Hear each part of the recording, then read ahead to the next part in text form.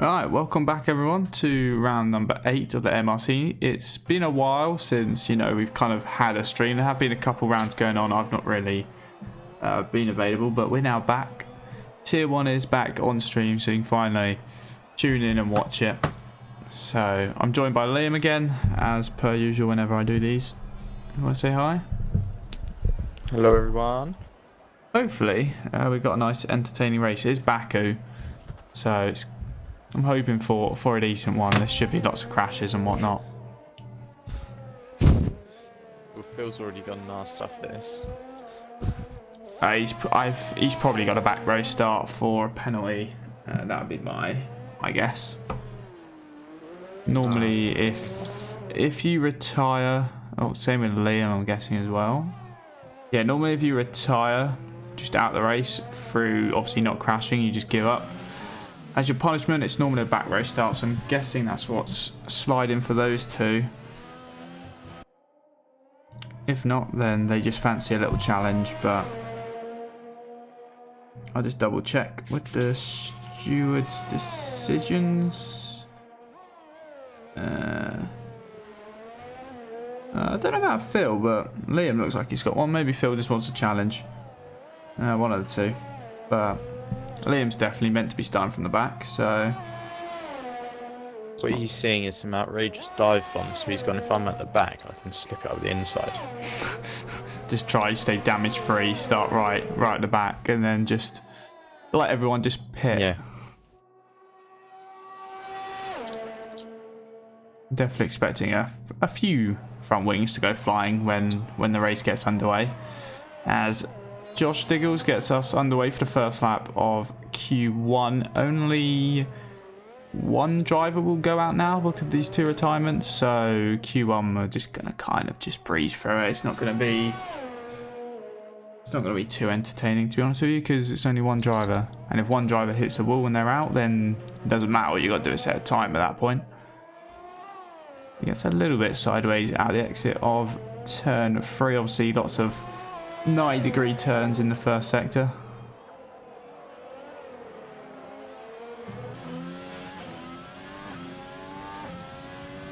Then come into the middle sector. Then you've obviously got one of the most famous corners on the whole calendar, the castle section. I'm sure we're going to see a couple of drivers probably crash in there, definitely lose their front wings. Remember, this is on simulation damage, so even a light brush, whereas compared to usual, your wing's probably going to be getting lost.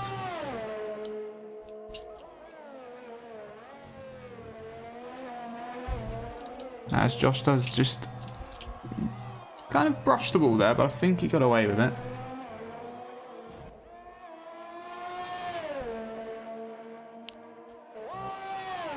Who's your pole position predictions then, or is it too early for you to give it a call? No, I'll give it a call now. I'm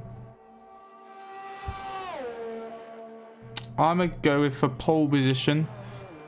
As Josh crosses the line for the first time of a 39.4, I'm gonna go with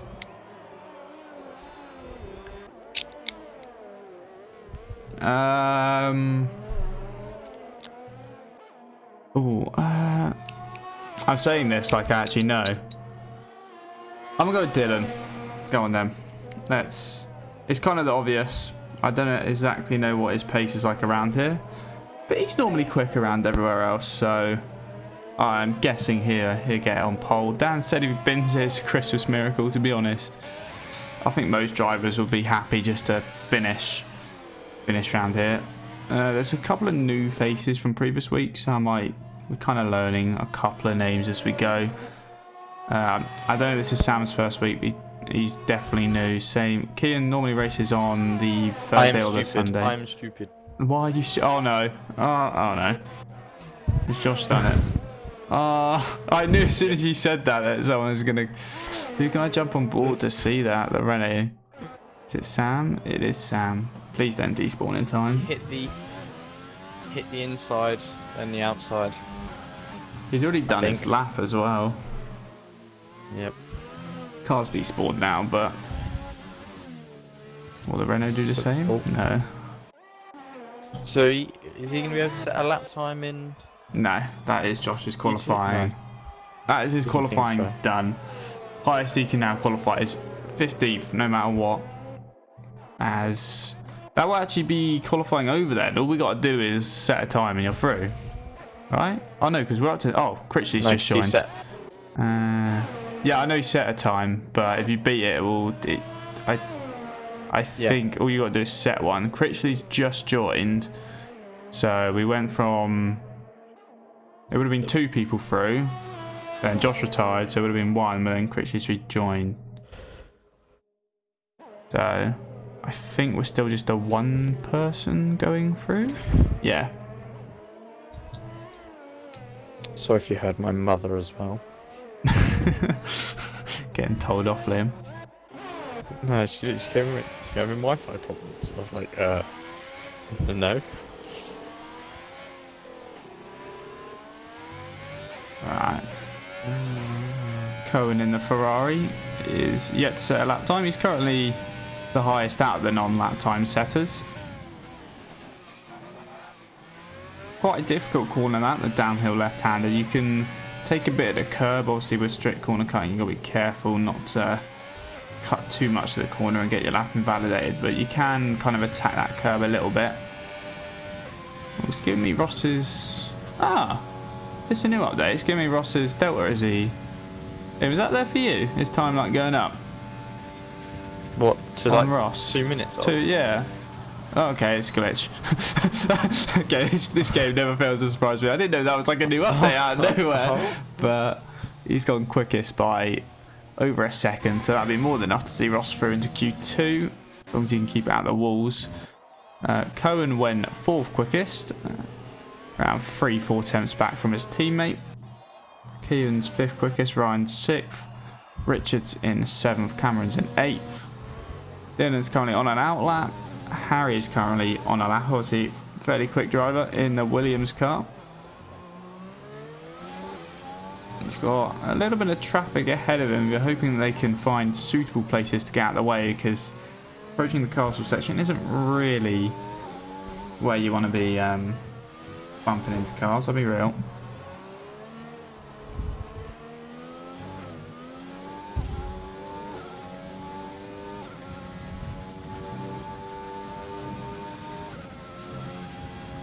The second sector time will be up in a minute. The last sector is pretty much just a straight line. You do 1 left turn here.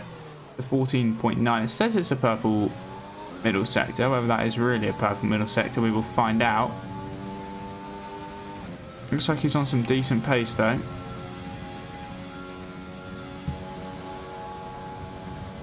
Could be getting a very, very small toe off the car ahead of him. It's not going to be anything massive. He's currently 17th and he goes 2nd, so just and a 10th or so off Ross in 1st. So it's actually quite likely that his middle sector was actually a purple one. Have you seen what Phil put in Discord? No. Do I want to? He said I wanted to start at the back. Okay, that's what I thought. So, He's giving himself a little challenge.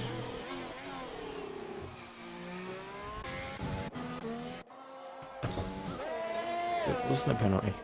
No, I think it's just Liam who had the back of the grid penalty then, and Phil's gone. Let's have a little challenge. Sam's out as well. I'm not sure where he's crashed, but that will mean all you got to do is set a lap. I just clocked that. I was too busy focusing on Harry's lap. He was going for driver of the day again. Yeah. Oh, He wants that. that. Oh, where is that? That's going onto the straight. That is Richard. Oh, and he's been collected. Oh, Hit him. Now no. hit him. Is it Critchley? I didn't see. Oh my god. Oh, Oh, yeah. and the other Oh, half of that. Oh, no. my god. Yeah. We've got a pile up. It was an Alfa Romeo, not an Alfa Tauri, but that is just... Oh, that's become an absolute car park on the straight for a split second. So I think it was Richards obviously crashed into the wall. He's then lost his tyre. I think it's Critchley's then collected him in Alfa Romeo. Then his teammates come through and he's collected him as well. So that is... We've got 1, 2, 3, 4, 5, 6, 7, 8. Oh no, because I'm guessing Ryan retired voluntarily like he did himself. We've had 7 cars and then like a 4 or 5 car pile up on the straight. So it's an interesting start to Q1. We'll leave it at that. Oh boy. You said about it could be a interesting race. If it goes anything like this. I'm not entirely sure who this racing point is as well. Right now they just need to do a lap time and they're through.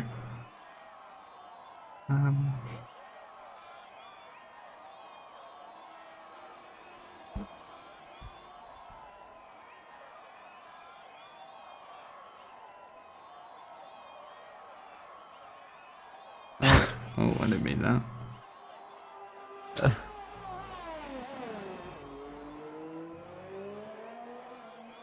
Have you seen stream chat? Yeah. Right, I'll have to make a cup of tea. Yikes. Alright, well, it's kind of... We're literally kind of just waiting on this racing point to set a lap time right now. There's not too much going on.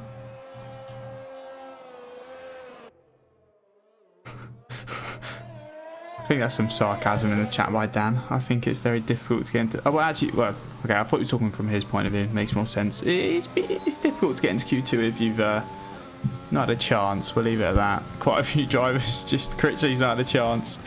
Looney Moo, I'm not entirely sure who that is, but he's not had a chance. He'll voluntarily start from the back, and then Sam crashed. Richard crashed as well, so he won't be able to take part in Q2, even though he's currently through. Same with Diggles. I think... Has Matt crashed, or is he there? Don't tell me Matt's... Oh, don't tell me Matt's crashed as well. We should probably be keeping up more, but... We could have a... At the moment, I'm thinking it might be an 11-man Q2 at the moment. Maybe 12 if this racing point gets through. I was looking at Matt's time and he's moved down to 13th. I think he might have crashed as well.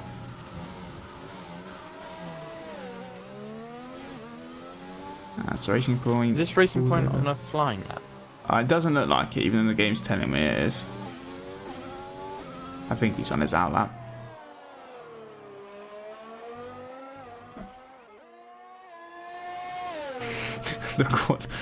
The qualifying time sheet is more than glorious right now. It is all over the shop.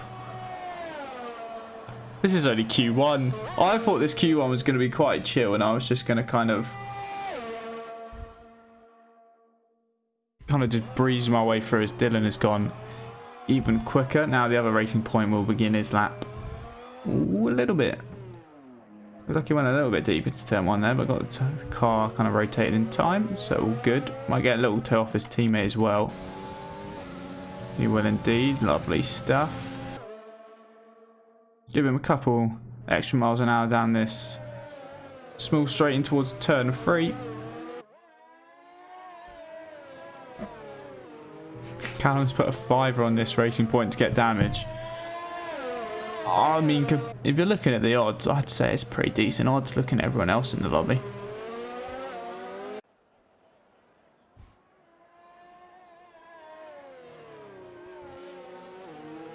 Probably most likely here, the castle section.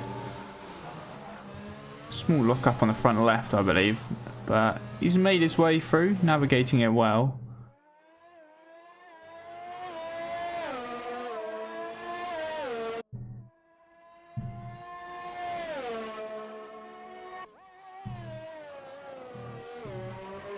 Ooh. Nearly lost on the exit there, but he's all fine. Come on, lad. All you got to do is lap. Don't get it invalid now. Just bring it home. Did you get it invalid? Oh my. Ooh. He's out. Oh no. Oh. No. He's done what Richard's done. People are people just not getting the right line through the... How do you crash there? It's just a straight line pretty much. So much for what? Oh, my controller's just died. Oh god. No, that's awkward. It's proven more difficult than expected. Luckily not too much is going on. Luckily we just saw that crash. Cal's got himself a fiver from thin air.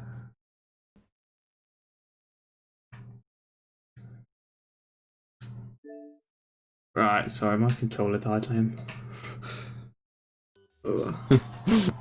Yeah, sorry, my controller died, but we can't. This is... Well, that's a bet one.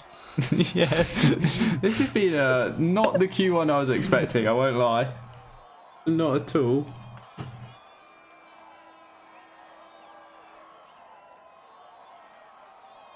Just waiting on Lee to retire, and then we're moving on to Q2. Right, now we're going to find out who's still in.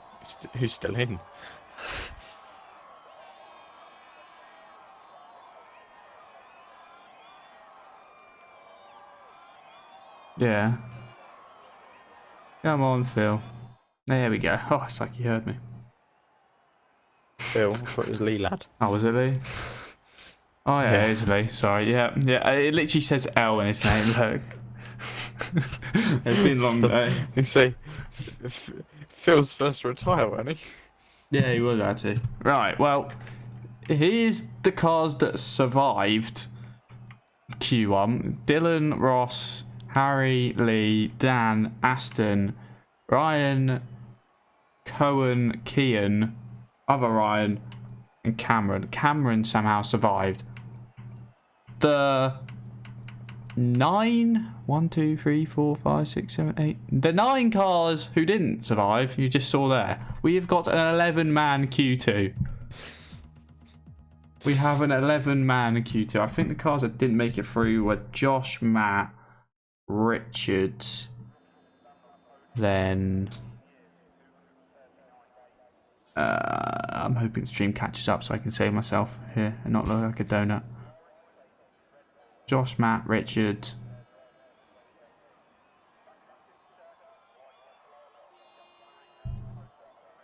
Come on. Cars that did make it through. We got there eventually. Stream catched up itself. Josh, Matt, Richard.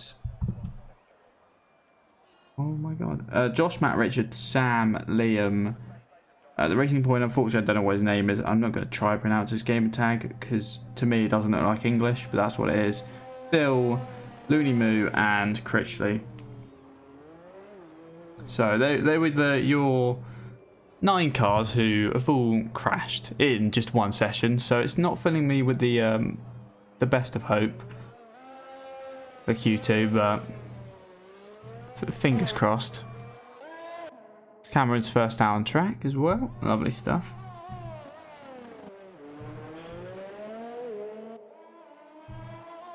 I think Dylan even made it through the car park going onto the straight, to be honest. So If he did, took fair both play. racing points out. Yeah. Someone made it through. I think it was a racing point. Whoever made it through, I'm a fair play to you, because I want to see an onboard. yeah.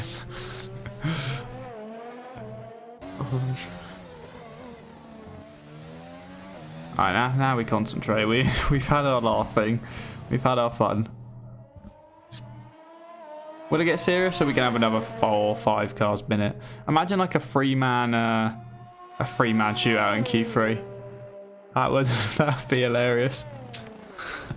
Oh, okay. Well, Cameron's already got some early damage. Are people treating outlaps like flyers or something? It seems like it.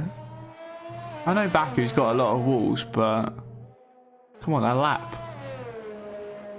It's just 1 lap. How many laps long is Baku's race? Like 40? Is it 44? I couldn't tell you, lad. It might be. I think it's. I'm trying to think that 50% is what 20.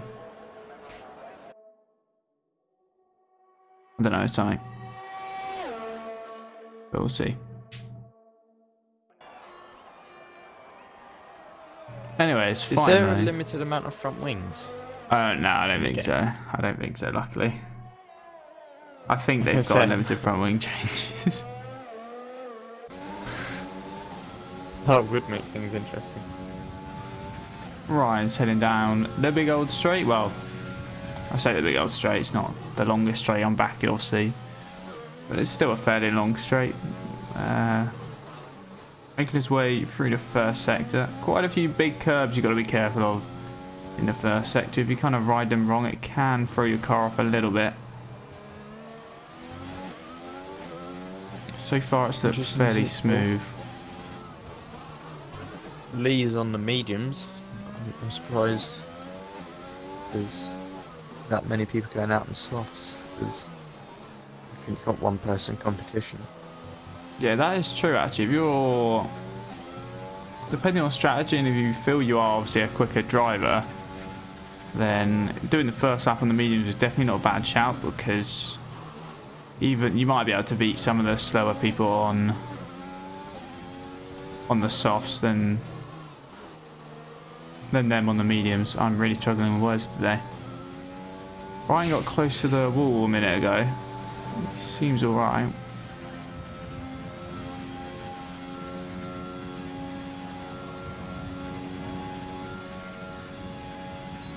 We've survived the car not going into the wall there. I think it's the first time we've ridden on board with someone and they've made it through. If he crosses the line, it's a 41.5, so it's not the quickest time at all that we've seen, but it's a clean one, and it's the first one on the board, so it's already gone better than some people's.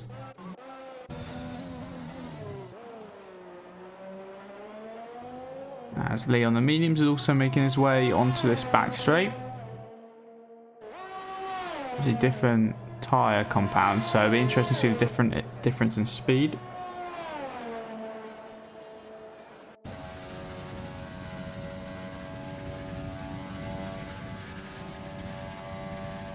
He crosses a line of 52.1, so there must have been a mistake in there somewhere, so he's gonna go for a lap once again now, so this will be his proper push lap. Just took a lap to kind of warm up the mediums, you could say. Now he's sending it. We've got over, that's an Alfa Romeo. Is that Dan? I think that was Dan just coming out the pit lane and going slow. I don't think he's actually gone into the escape road there.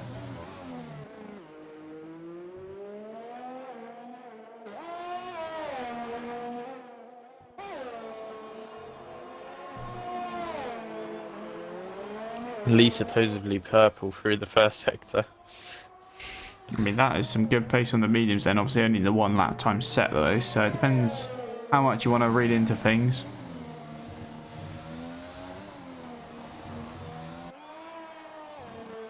Harry has also just begun his lap on the mediums. Cameron's begun his lap. He's on the softs. They're literally just behind each other going through sector 1 now. So he is right towards the end of this second sector. Going to be another purple. It is. He's 11.5 seconds up, which will put him. Valid. Ah, never mind. It won't put him anywhere. Will he finish it, or is he going to come to the pits? Will he go again? Let's see.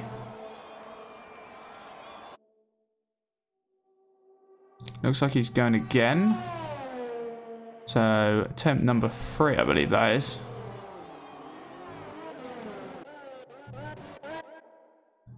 Meanwhile, Harry, who now going to be next across the line, also on the mediums. Also need to remember Ryan's 10-minute piece on his helmet as well. Otherwise, he's going to kick off. So Ryan, mate, when you're next out on track, I am going to look at that. Just for you. What's he done to his helmet? I don't know. He put in the Discord he wants a 10-minute review on his helmet. So I'll do that when he next comes out. I'll even then clip it and send it to him so he can have his own little personal highlight. Anyway, Harry crosses the line. Helmet friends. God's sake. 40.0. So 1.5 seconds quicker than Ryan on the soft. So I think that's Harry through on the mediums, to be honest with you. I think if you're quick enough, the mediums are the way to go. It benefits your strategy. And with only one driver going out, it doesn't look like it's going to affect too many people. Ross is on the mediums. He will be next across the line. He goes even quicker, 39.4. Well, Dan's coming on a lap on his softs. He's hit a wall. It's not out, just hit a wall. He's got any winged? Yes. Fairly sure he's probably taken. Yeah. He's finished the lap. Or is he going to start a new car park? He's navigated his way through there fine. Lee's gone third quickest on those mediums. Oh, fair play. Still goes fastest. Obviously on the quicker tyre Jeez. though. But even making that mistake, I guess, it's not the end of the world. That should be him through. I don't even know he's got some damage. I don't think that will affect him. I've just seen what Ryan's done to his helmet. Oh, is he out on track? The colour of the Baku flag. Ah, see what he did there. It's pretty clever, to be fair, actually. I'll give you that. I'll give him that. Yeah, oh, as he gets a little bit sideways, it's a nice look, to be honest. I rate that. There you go, Ryan. There's your little piece in your helmet. You can be happy now. It looks good off board as well. I'm looking at the spectator view. It does look quite nice.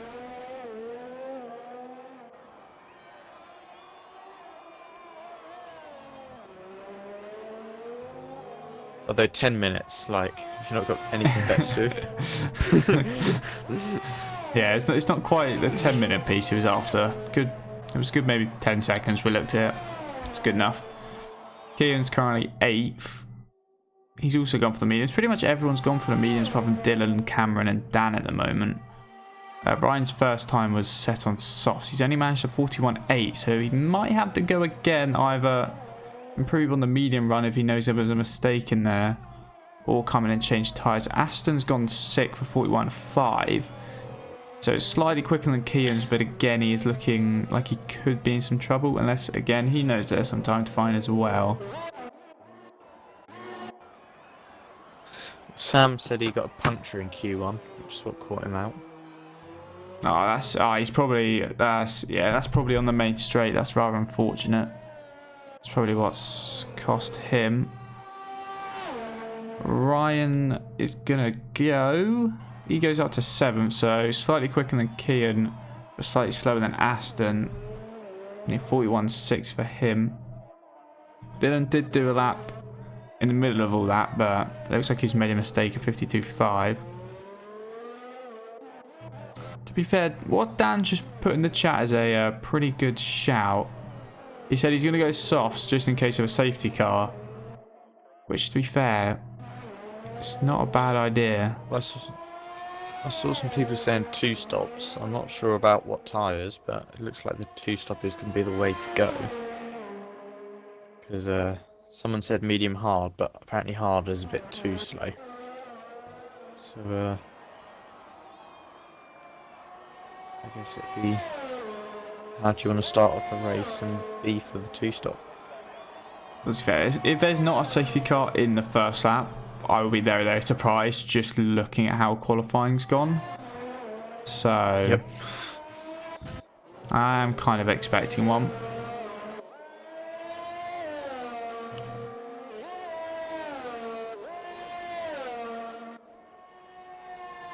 Only 3 minutes left of the session as well. Most cars out on track right now. We got kind of a 50-50 split. 5 in the pit lane, 6 out on track.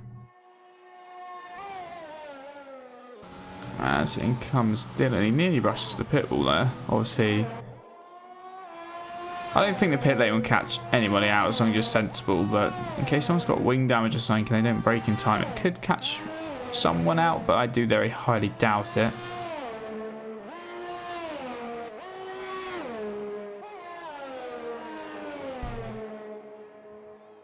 Dan's retired. He believes he's pretty safely through.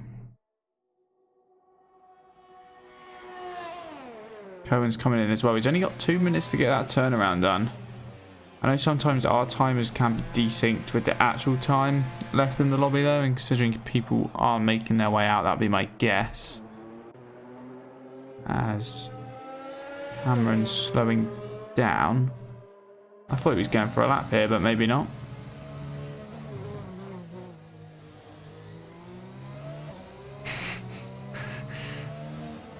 In chat, we've had pretty high chance of the safety car, and it's a pretty controversial opinion. You could say it's controversial. You could also say it's very, very likely, but you know, either way you want to look at it.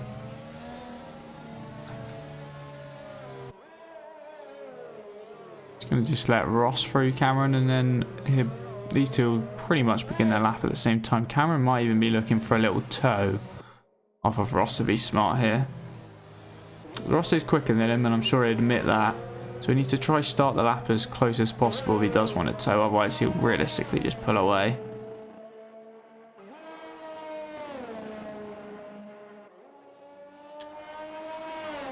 Harry and Lee have both retired themselves as well, so they believe they're going to be comfortably through. Also, it is good to point out that obviously this is only one car going out. This is a Q2 session, and we've only had 11 drivers make it. So just remember, say if Dylan was to make a mistake or something, he'd be starting 11th. Cameron got a lap in that. And before we have another pile up. Another pile up, and then Cameron doesn't get to set his lap, and then Dylan somehow makes it through with a 52.5. Cameron begins his lap this time around, second attempt.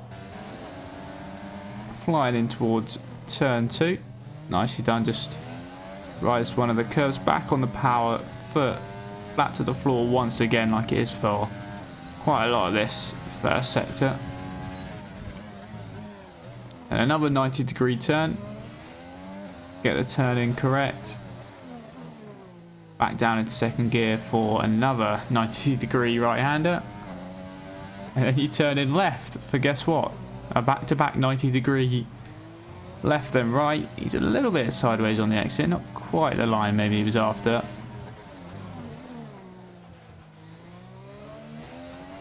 Again, he's just struggling with traction a little bit by the looks of things. Just gently through the castle section. Be careful not to pick up any kind of damage where it's not really necessary.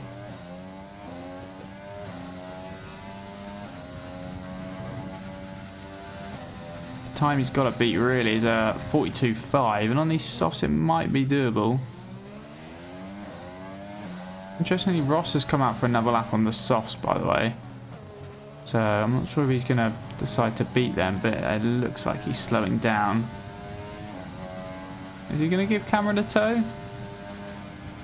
He might be, you know. This might be some nice little friendly, not teamwork, because obviously they're not on the same team, but he might just be generous, and he is. He's going to give him a toe down the back straight, which is going to help massively. Can Cameron make it through with the aid of a toe?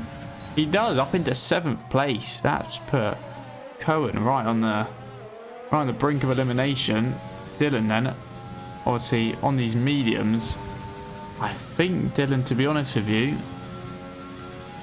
will beat the 42.5. We know he's a quick driver, and I think Dylan should be through with Cohen down to 11th then, and it'll be Cohen who misses out. Let's see. Yeah, correct. He goes second. He goes up into second place then, Dylan, and he is comfortably through into Q3, and he's going to be starting second on the grid on the mediums. So he's the highest medium runner. Ross, I believe his first lap time was done on the mediums. I think everyone else who has made it through, if I switch over to the best, yeah, everyone apart from Dan and Cameron are starting on the mediums. So that's Q2 done. Obviously only the one car out. Liam, you want to potentially make a different pole prediction now, because we've had quite a few cars disappear. Put my money on Ross. Your money's on Ross. Okay, well, I'll stay with Dylan. He's avoided everything, so... To be fair, you've done pretty well, pretty well to avoid the chaos of Q1 if you've made it this far already. So, coming out then in the Q2, and then we'll be getting Q3 underway any minute now, and this is where it probably kicks off. The top 10 shootout, obviously, who will be getting pole position around Baku. We've got our bets on, playing with the fake money. If you've got any predictions, you can lob them in chat. Shut up. You probably message Labrix just like, can you do a little bet for me? Maybe that's quite how it worked. Dan's put in chat he's confident that he will do well if we can get a lap together. It's just getting a lap together around here. It can be quite difficult because you might want to just... He's finding the edge. Definitely in the middle sector. Through the castle section you want to send it, but you've got to be so careful at the same time. I'm expecting every car to come out on softs, and if they don't, I'll be surprised. Callum reckons Dylan Platt pole, which is what I've gone with as well. Probably the most realistic thing to happen, we'll be honest. Was quick in Q1, came second on the mediums in Q2, so kind of everything's aligning up to suggest that Dylan is potentially here to take pole, and then if he can survive, take the race win as well.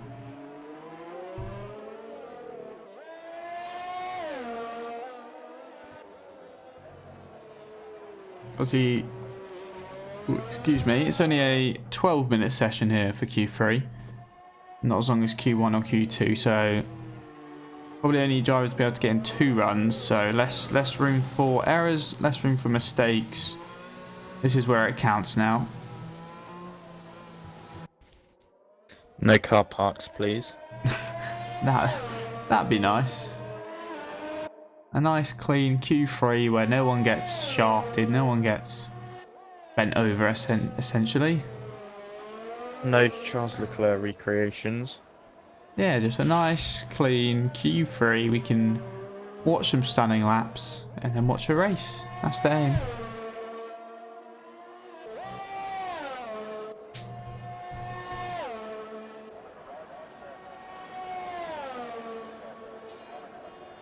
Alright then. Dylan was first to make it out as well. He has got 2 cars coming out of the pit lane now, just ahead of him, but I think they should, if he catches them, get out of his way fairly easily. We jump on board for his lap. You can just see the speed that he carries around the corners compared to Cameron, to be honest with you. No disrespect to Cameron, but you can see the difference in kind of speed already just through the first 2 corners or so. He's just he has to back out there. Well, then I made the corner and nearly ended up in the wall at turn 3 at the bottom of the straight.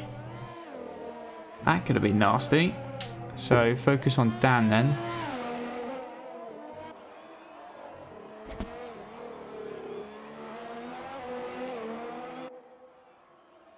So maybe Dylan's already feeling the pressure a little bit. He's bottled the first run.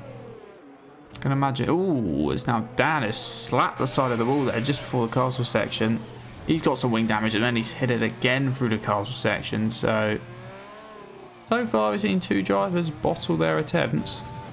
Cameron's Ross has gone purple. Ooh. To be fair, pretty clean.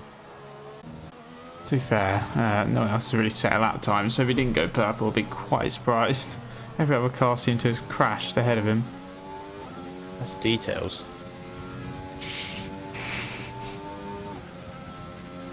So, yeah, Ross is looking like be the first one to set the benchmark timer. Been a nice clean lap so far. He might even get a bit of a tow going down the straight. Yeah, he gave Cameron a tow in Q3. Could we see the roles reversed? It's not going to be as strong as a tow, but he's definitely gained a little bit out of that. DRS wide open. Oh, Lee slipped under the radar. Lee did a 39.4, sorry, but Ross has blitzed out the water, done a 38.6. Dylan is going to go again. He did a 2-minute lap time, but not too much to worry about there. Aston's gone up into third at 40.1. And Kian is going to cross the line. He's gone third at 39.9. So he's just ahead of Aston. He slots into third place.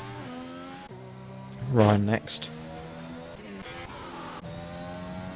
He might have messed up his lap. Not sure if I'm... Yeah, he's boxing. Now we've got the other Ryan in the Red Bull. He's still going.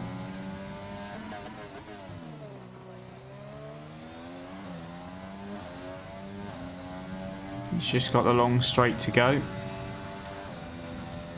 To pick a good line through here, which he has. Open the DRS as soon as possible. See, less time down here without DRS open. It's more time you're losing. He's on the run down to the line and he goes second, so goes ahead of his teammate Lee and behind Ross by around half a second or so. Dylan, who obviously went too deep at turn 3 on his first run, looks like he's got his second run together here. Well, Dan seemed to not be liking the games as he takes the escape road again. No. Whether that's another downshift issue, which is what you put in the chat. Dylan only manages third fastest, 39.4 essentially. So I'm expecting more from him, to be fair, in the next run. Harry goes second. Yeah, good lap that, 38.891. Around 2.5 tenths off Ross.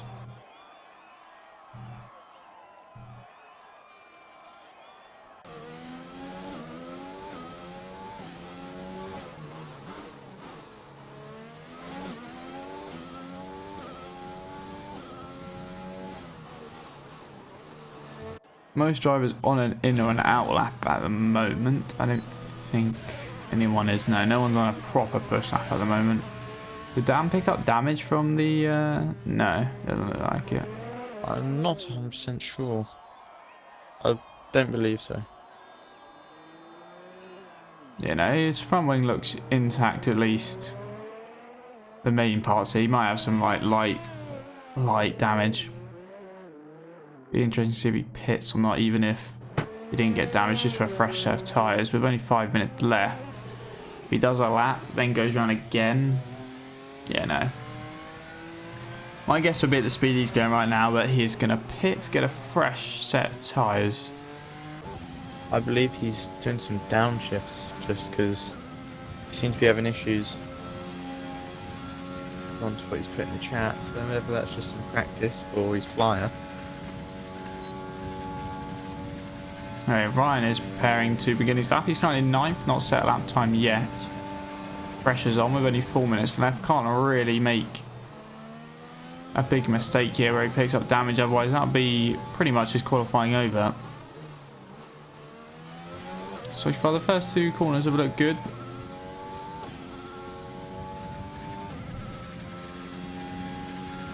Down towards turn 3, pick the braking point zone. And a couple drivers maybe struggling with the rear a little bit, but just getting a little bit loose. Dan said his X button Goosey. was a bit sticky. Sounds a bit dodgy, that lad. So he's changed his controllers. Hopefully that fixes his issues. Ooh, Ryan's just clipped the ball there. He's got to be careful with the castle section if he has got damage. It's just going to hinder the rest of his lap. Can we get a nice shot? Somehow he's not got that validated. Because most of his front wing looks like it's there, but I'd be surprised if he didn't have some light damage that maybe we can't see. Because it wasn't a hefty touch on the wall, but it was definitely some slight contact.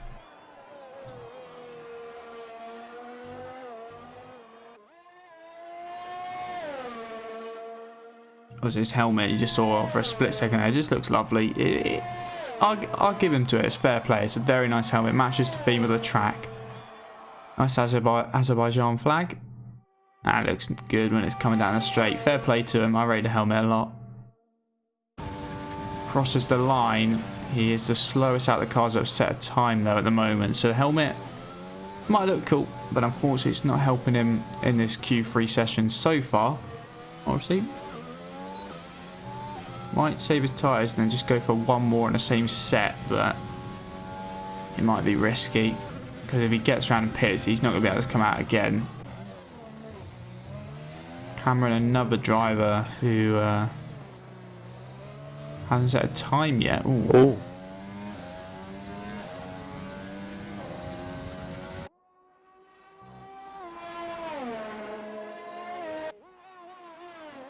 Traffic pulls over nicely for him, which is always good. Obviously, that can get a bit awkward at certain times around here.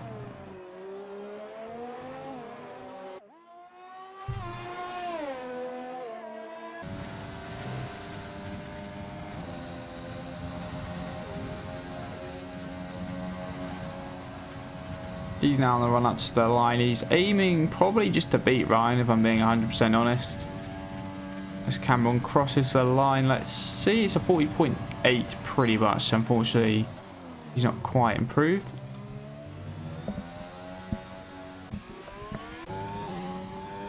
He's probably going to give Ross a tow down to turn 3 as well.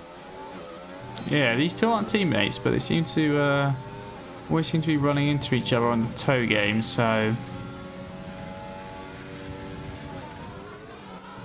obviously very much appreciate it.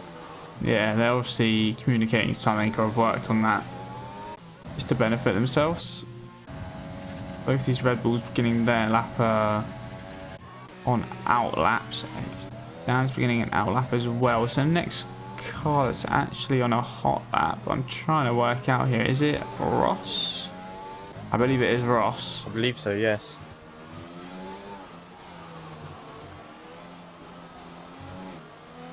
Obviously, he's currently on provisional pole. This is his chance to improve that time and really cement any kind of chance of getting pole position here around Baku. Obviously, could be a huge. Touch the wall. I think I just saw a little bit of debris in the background there. Yes, he has. He is. Fortunately, he'd lost his right end plate.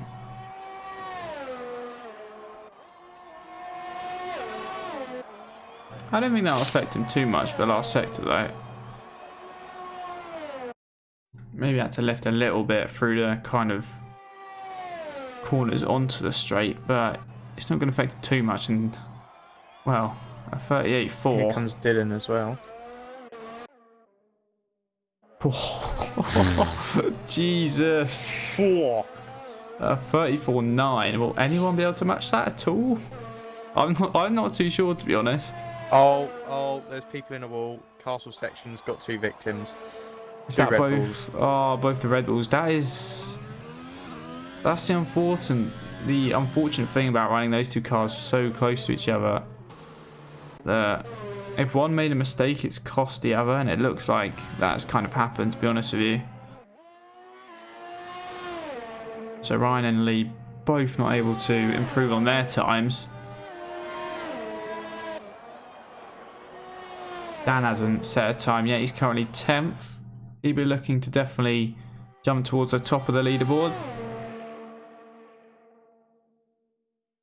He goes 6th quickest. Yeah, I mean, he's a bit off the maybe where I'd like to be. Lee, Ryan, and then Harry, all kind of around a second up. Harry's coming to the pit lane, so he's not going to improve, which leaves Kian, who, if he can find a 10th or so, will jump Dan for 6th place. Oh, it looks like Dan actually got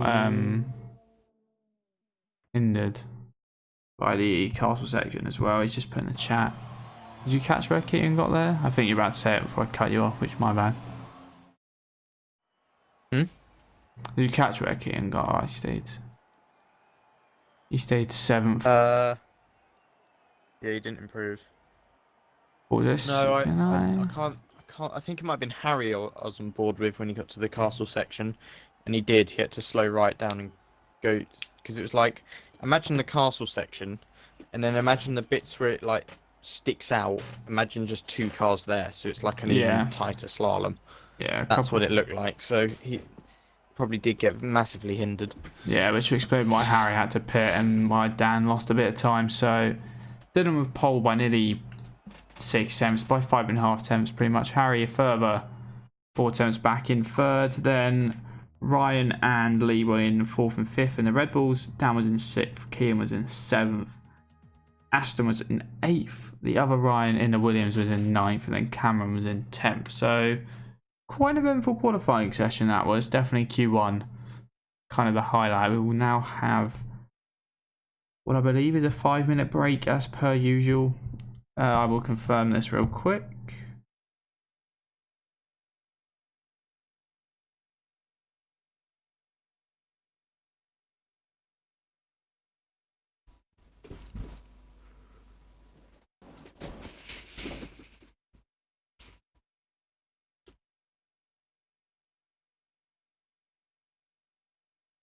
Tell you what though, there could be some interesting onboard shots. Slaloms, crashes. Yeah, Could definitely. get very interesting. Right. Lobby's going to be getting underway at 35, so we've got a 4-minute break. So I'm going to go get a drink and some stuff, and then yeah, we'll be underway at 25 to 9, and then obviously the race will be around an hour and a half. Should be done hopefully by 10 o'clock. So hope to see you all in a couple minutes as we get underway.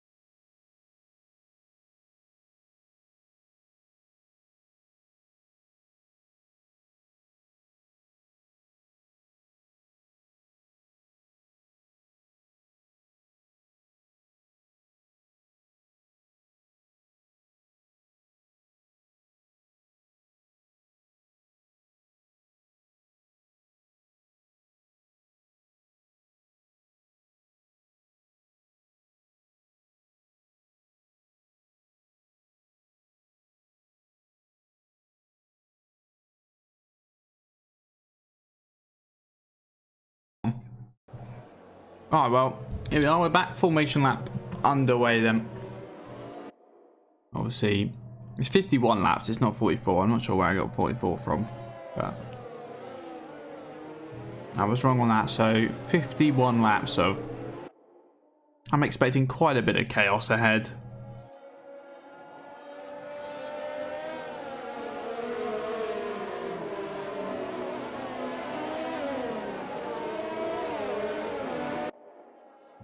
So it'd be interesting to see what tyres the drivers have started on. You can see the predicted pit stop strategy is most likely going to be a medium, soft. So it's kind of what I'm expecting. So tyre wise then, outside of the top 10, Matt's opted for the soft. I don't know if he's predicting an early safety car, which will then see him go to the hards or then the mediums or something like that. Critchley started on the hards as well, so he's going to hope to be staying out of trouble, otherwise that's kind of the hard to waste if he picks up any kind of damage early on.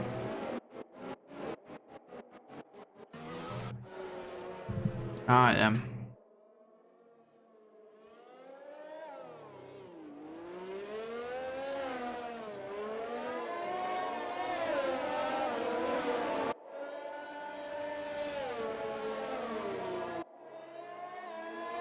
Fingers crossed for a good exciting race here. Who's your race winner? Race winner, ooh. Now, you see, the race winner is the hardest thing to predict because so much could happen, definitely over 100%. I'm going to go for Dylan to convert it from pole. I think you get clear at turn 1. And then he'll be sound from there, I reckon. Callum reckons Ross is just going to send it this turn 1 to be fair, I can see it happening, but I'm kind of hoping that not too many people send it into turn 1 because I'm slightly worried that it's not going to end well otherwise. Especially with simulation damage. I'm gonna say Harry is gonna win. Don't know why. I feel like he had more in his lap from qualifying. He's got impeded through the castle section. But like you said, it's almost impossible to predict a race. As Critchley's created a huge gap to the guys in front. Slow that right down for the formation lap. And Dolby's got a race to the lights. Yeah, I was just still eating some food, but here we go. Callum says £100 on a safety car first lap. Now, as you build to 5 red lights, will the game... It's lights out and away we go, and it is actually lights out and away we go. Sometimes when spectating things can be so glitchy. Damage. Oh, I think Harry's got Ross. Damage. I think Ross it was had a poor start and Harry hit him. I think Ross has lost it right after start as Dylan's actually got off to a good start and he's already quite a few car limits clear. Further back, I think what happened off the start was Ross just had no traction on the start, went across to the right and he's made contact. Is that Ryan all the way up in 5th? Yeah, VSC. I'm waiting for the Deltas. This whole lobby's glitched. Yeah. Apparently Dylan's 3rd and... Yeah. I think we got to wait for them to come round again. I'm just being showed the predicted pit stop strategy. Thank you. I believe it's medium, soft, if I'm not mistaken. Here we go. Delta's sorting himself out. So, I know it's Harry. Harry's still in 5th, but did you say he's got damage? Yes, he's got damage. Oh, he's in a wall. Yeah, he's... Oh no. Someone's hit him. Oh, Kian and Harry are out. Oh, this is not going to end well. No. This is... People are trying to get around as well. Just, lads, you're going to have to hold up. Oh, someone's been brave. Cameron was brave. Fair play. Cameron was brave. Always. Seagull's gone for it. He's probably got himself a bit of damage. I think they're just sacrificing the damage at this point as the cars have finally despawned. Have we not got a full safety car, or is this still a VSC? Wait, no way we're green flag. We're green flag. Yellow flags. No, we're green flag. The front boys have gone. We're green. Oh my. That's why people were so determined to get through. How is that not a safety car of some sort? As one of the Hasses is all over the shop. That is, Someone else's. That's a massive. Renault Puncher. That was a massive crash for Richard. He's just slammed into the wall there and got big damage.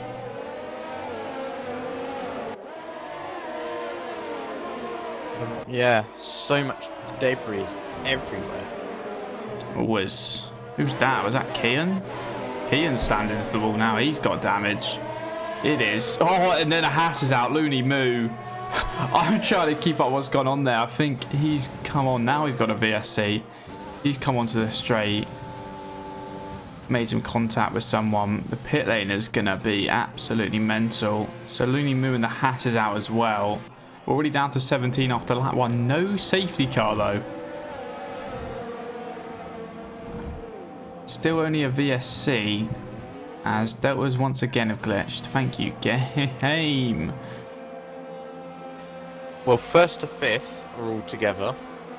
You've got Cameron about half a sector behind because he sent it through that little gap after the castle pile-up. And while everyone else is just in no man's land. Yeah, if you were in the top 5, you've been well and truly blessed right now. I'm expecting a safety car at some point to punch them all up, but interestingly, Dylan's actually dropped down to 2nd. Dan's taken the lead in all that. I'm not sure how that's happened. We were kind of just focusing on the carnage behind, I won't lie, because there was so much going on. But Dan has taken the lead then. I'm expecting Dylan to fight back and fight back pretty soon. As we've got our first proper lap of green flag racing. How long will it last? I'm not too sure. Dan's confident. He's put pro in the chat while racing. He's confident that he could potentially hold off Dylan here, but for how long is the question. Obviously, with no DRS, with no car ahead of him, and with the long straight, unfortunately, you can't always put up a fight. You just don't have the engine power, the straight line speed if someone's got DRS on you. Critchley says fastest after the race, but I think that's just because he was in the green flags for the longest amount of time as possible. Yeah. I'm going to check for some penalties because I feel like there could be quite a few with contact. Oh yeah, definitely.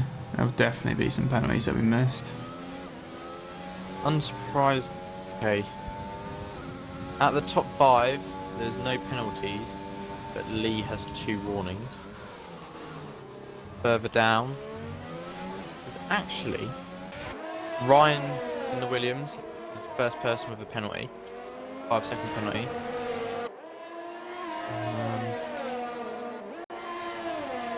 Who's next? I'll tell you what, I've just realised now Deltas have sorted themselves out that Critchley, I know he's a good 30 seconds off the front 5, but he's on those hards and he somehow managed to stay out of all the damage. As there's a yellow flower, I think there's a car. Yeah, Ryan's crashed. Ooh.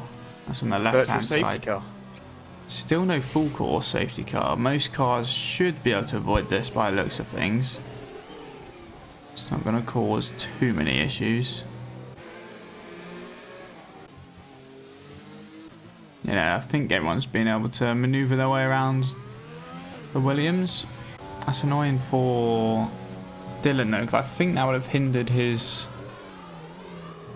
first proper attack at Dan.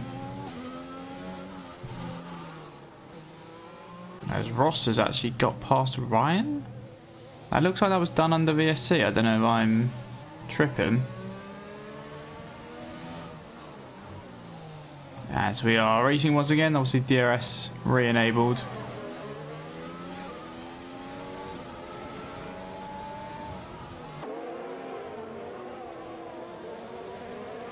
So the front 2 kind of close, 3rd and 4th close. Lee is just behind them. And then obviously he's got the massive gap back to Cameron, and then another massive gap back to Critchley. Again, another kind of 13 seconds back to Sam, and then you got Matt and kind of everyone else who just got caught up in the train. We'll go back towards the front now as Dylan will be having a look to get past Dan. ERS wise, Dan is using his right now. Dylan just activates his. They've kind of got the same.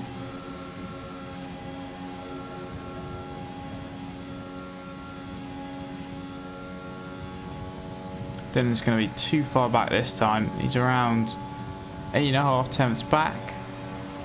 He's gaining in a straight line towards the end of the straight, but Dan did well to get away. It looks like he went maybe a little bit deep into turn 1 as well, as now Dan has got out of his DRS, crucially.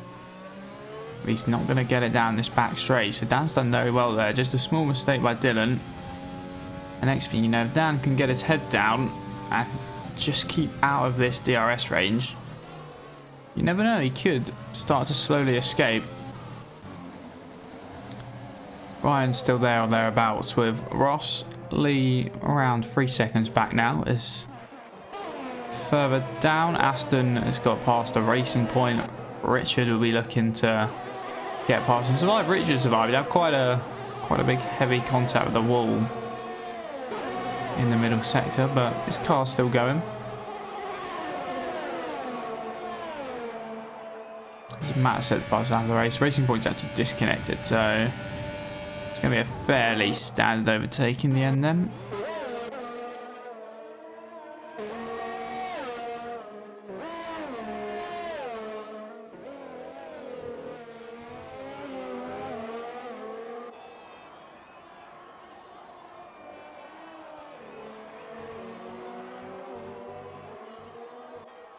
Dylan has managed to just about scrape himself back into DRS range of Dan.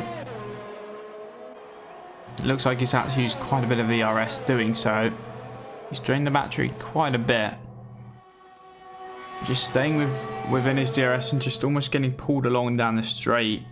He could be quicker than you in the middle sector, and even for the majority of the middle and the last sector, sorry.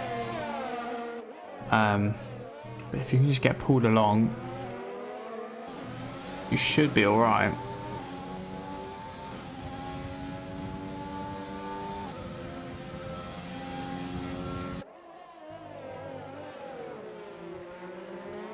Gap's now down to 4 tenths as these two are slowly pulling away from Ross as well. That gap's up to around 5 seconds from third.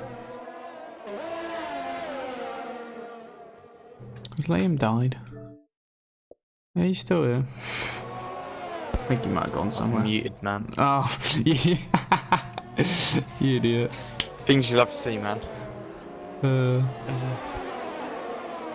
Aston could be lining up a move here from Richard. Going into turn 1.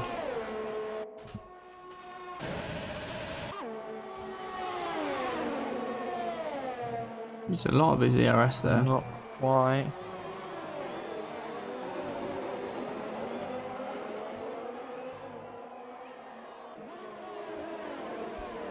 I'll tell you what, he is staying right with him.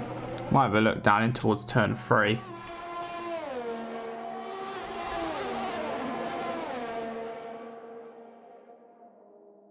Has a little look once again, but just a little bit too far back. Closest Dylan's been as well.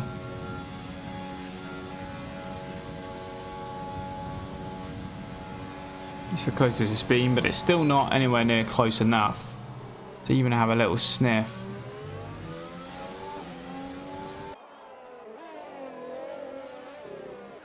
Ryan's dropped back from Ross a little bit, so Ross is slowly starting to get a move on his gap. Oh, I think there's been another cul section crash. Looks like they've all got through Liam. it. Yeah, it is Liam.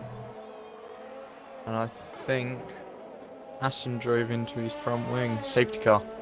How is that, out of everything, been the thing that caused a safety car? That's amazing. All it was a front wing that hit Aston's Ferrari. 8-car pile up? Nah. 1 car driving into the castle section? Yeah. Well, Critchley's pitting off of his hards.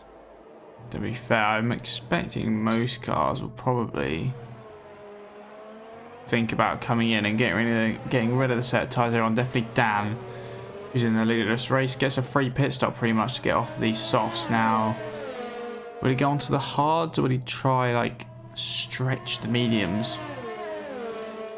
We'll have to see. I would say a double medium stint. I think from what I've seen, 2 stoppers. I don't know. I think the hards would be too slow for a front runner.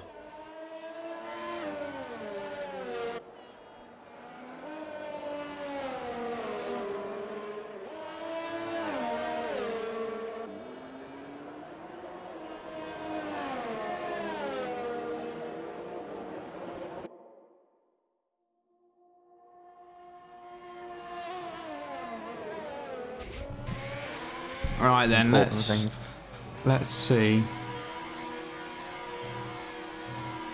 What tyres will he go on to? Dan is currently the race leader. It looks like a set of mediums, and it will be. So we can take the medium set around 20. He's just got to take them 20 laps each. And then he should be alright. Interestingly, Dylan, obviously, these guys are already on the mediums.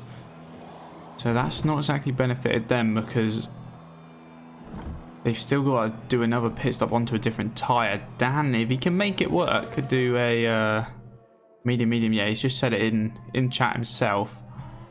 That's what I would guess. Around 20 laps.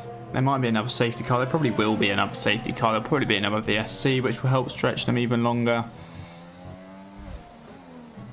So, right now, Dan's not in a bad position at all. He's taken the lead of this race. From, what was it, P6 on the grid. And right now, he's probably looking the best strategy-wise. Critchley is also in a good spot strategy-wise, but he's slightly further down the field. He's free to either do a double medium or... gained massively.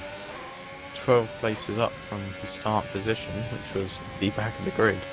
Yeah, obviously not getting damage in the first stint, and obviously on the hards, it's worked pretty well for him. Sam up 9 as well. Yeah, Sam up into 6th. Interestingly, he hasn't pitted, but that's because he pitted around... Same with Matt, it looks like they both pitted around lap 3 or so. Same with Richard, Aston, Phil. Cameron now back down to 12th after his kind of magical start, so unfortunately that's kind of knocked him down a bit. This racing point is disconnected if I'm not mistaken. Let's give Josh a chance to catch back up as well. So he's up to 14th. Liam, who we saw caught a safety car, he's back in contention, he's in 15th, and Kian, who's opted for the hards, is in 16th. Dan says Bottas is going to inspire me for the start. Look, if you want to get inspired by Bottas, then it's not a good idea. Is this the Bottas of Mugello, or is this the Bottas of Baku, where he then goes over a bit of debris and gets a puncture? To be fair, either Bottas I wouldn't want. I'll be real with you. The Mugello one, the safety car restart. Oh, are you just gonna? Okay, I think I know what Dan means now. He's gonna go, stop, and go. He's gonna limit this restart. He's literally gonna go across the start finish line. He's gonna make sure no one gets a toe. Right, this could get sticky. I'm scared. Ooh, Ross has had a collision with Ryan and got a 5-second penalty. Has Ryan got damage? He does. Interestingly, Ross has been given the penalty though, even though it looks like Ryan, unless Ross broke suddenly. But Ryan's got the wing damage. I'm not too sure what's gone on there. Really need a onboard or some replays to see what properly happened. Can't really comment on that. Either way, it's left right with wing damage and Ross with a penalty.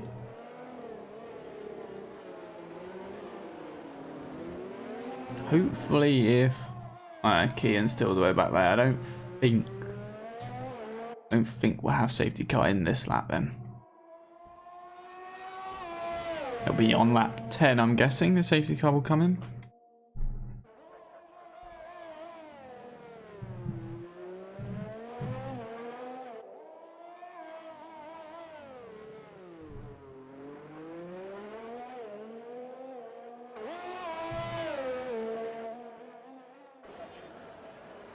You feel for Ryan though. Spent all that time doing that helmet, and he could only showcase it for so long. Yeah. By that I mean 5 laps. Look, well. 5 laps in qualifying. It's lucky we didn't leave for the race, isn't it? Yeah. You can't complain. That's the main thing. All right. Just waiting on Keane.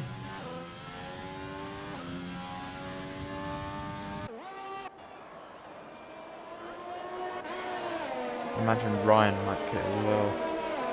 Yeah, let's see. I think he'll be able to catch up this lap. Looks like he's preparing himself to pit, and he is. Yeah. I think it's the correct call. Trying to drive back. Both Red Bulls pitting. Oh. Cameron's yeah. Just picked up a penalty for contact with So, a racing point. What? I think it was the disconnected one. DI. But the DC'd one's behind him, so whether the DC one's just done a typical AI move and just driven into the back of him, that's quite interesting. Honestly, might have done. Has Cameron got damage? Come on, game, let me have a look. It would be the rear. I can't see anything from Phil in front. So it is most likely he's been driven into the back of... What about the AI? Has that got damage? No, I never believe so. It's too close to the back of the front wing, the rear wing. No, he looks okay. Interesting. So, Ryan's put on a pair of hards, and then... Oh, Lee's retired. Okay. Oh. I think that would be... Retired but left the pits. Yeah, I think that's going to be a back row start for him next race, I'll be honest, because that's looked like a voluntary retirement.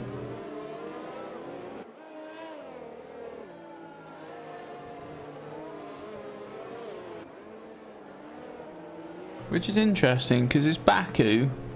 A lot can happen. I wouldn't really just give up. You would have been, yeah, you would have been at the back, but still a safety car. You still had a chance, but maybe... Ooh. Oh, another pile up. Josh is out. Has Cameron crashed it and then... Oh, boys, yeah, it's it's the one at front. It's under the safety car as well. Oh no. Probably gonna have safety car for another lap now. So Josh has now fallen victim to that as well. Lads. Lads. Oh my. And more damage for... They just... Yeah, I thought so. Liam drove into the back of the AI because it wouldn't overtake someone. Oh, this is a shambles. Alright, well, safety car for another lap or two then, by the looks of things.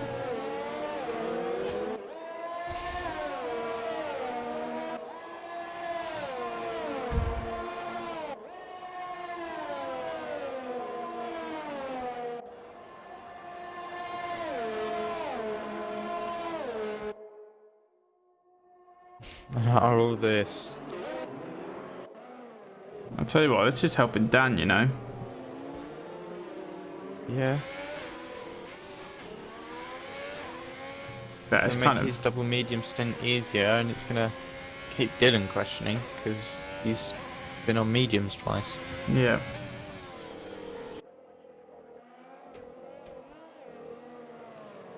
Oh, lads. I say, I hope we see some onboards.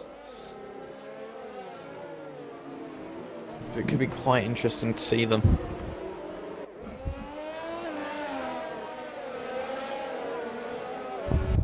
But yeah, no, it looked like Cameron just lost the rear going into the castle section because he seemed to be just left. Couldn't quite tell.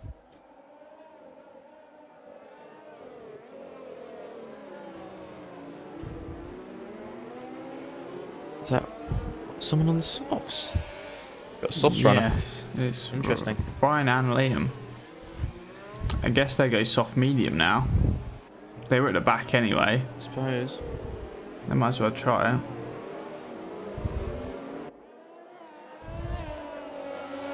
I suppose they're just trying to get that tyre law over and done with. So if they can change the tyres now, if they've been on medium since the start, that could favour them.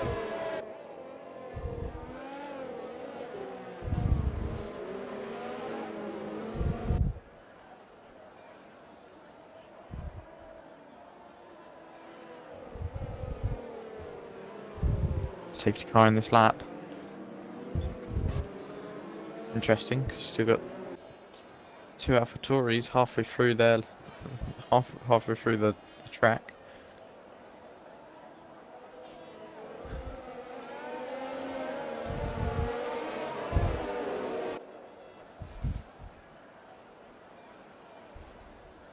Right then, Dan's gonna just slow them up. He said he's gonna do what Bottas has done, but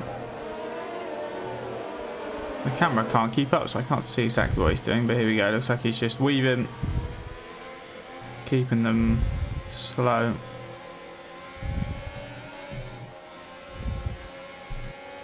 Dylan's ready to go.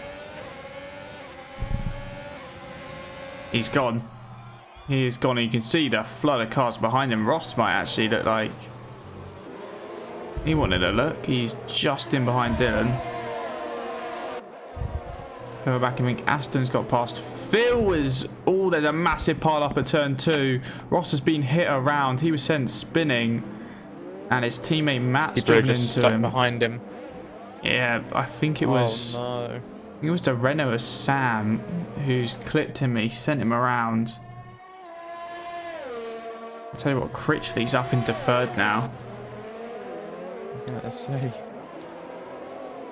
17 positions gained. I don't think Ross would have got damage out of that though. It didn't look, no, he looks damage free. Those tyres aren't going to be in the best of space, but looks like damage free. Dylan has stuck with Dan.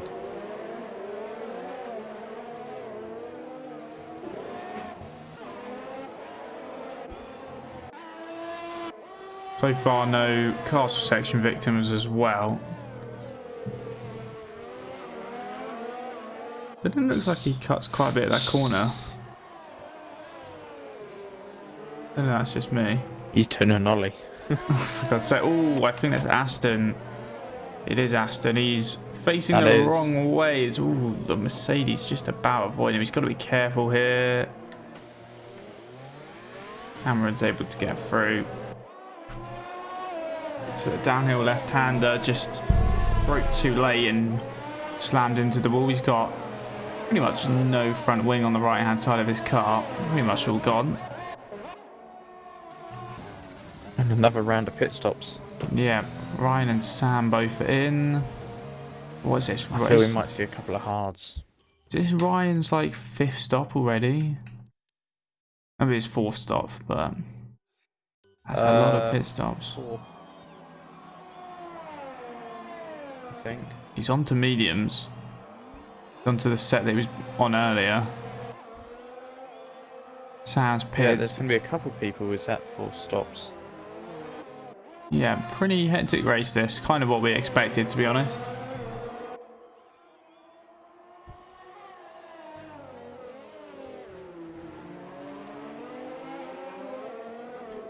Dylan able to stay with Dan though at the moment. Around 6/10 in it. Obviously won't have DRS for a couple of laps, but we'll have ERS.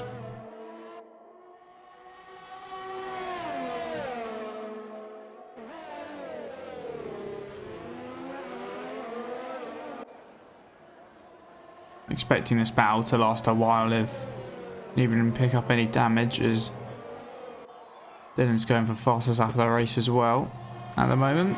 To be fair, this is the closest he's ever been. This might be his best chance to get past him and then try escape before DRS opens up. So they come down the straight. He's just not quite able with the help of Slipstream to even get by. And I think Dan's going to hold it at least into turn 1 for now.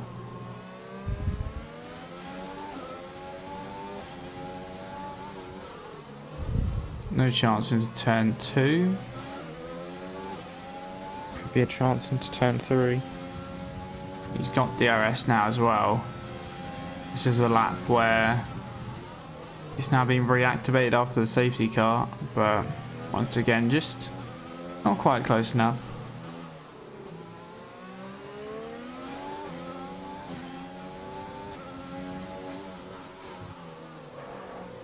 Now, technically, we've only got 13 runners in this race as well. What a move. What a move by Ross. Round the outside at turn 3. Very impressive. Yeah, he's on a bit of a recovery. It's going to go a lot worse. Obviously, he was running in second, or no, sorry, he was running in third place just behind Dan and Dylan, but got spun around on the restart and he's going to have to work his way back up the field. He's got kind of a 10-second gap to fill ahead of him, but currently in 5th. Still plenty of time left in this race.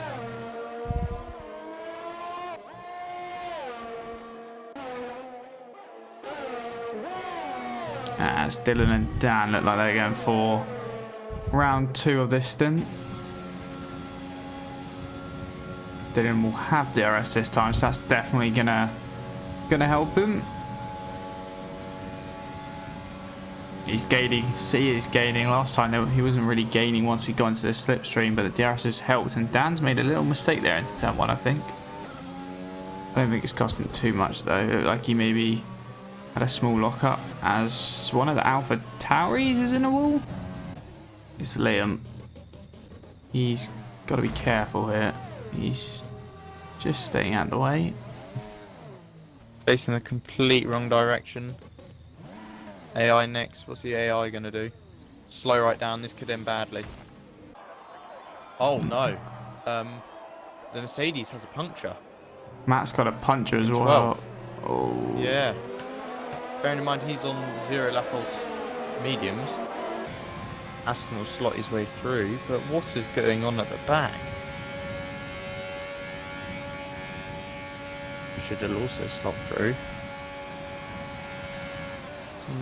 Matt and Liam pit, but what is going on? Meanwhile, we've had a change of the race, of course, for the race lead. Of course, the whole time there's some chaos going on at the back. Dylan's managed to get past Dan as well. They just do like to turn 3.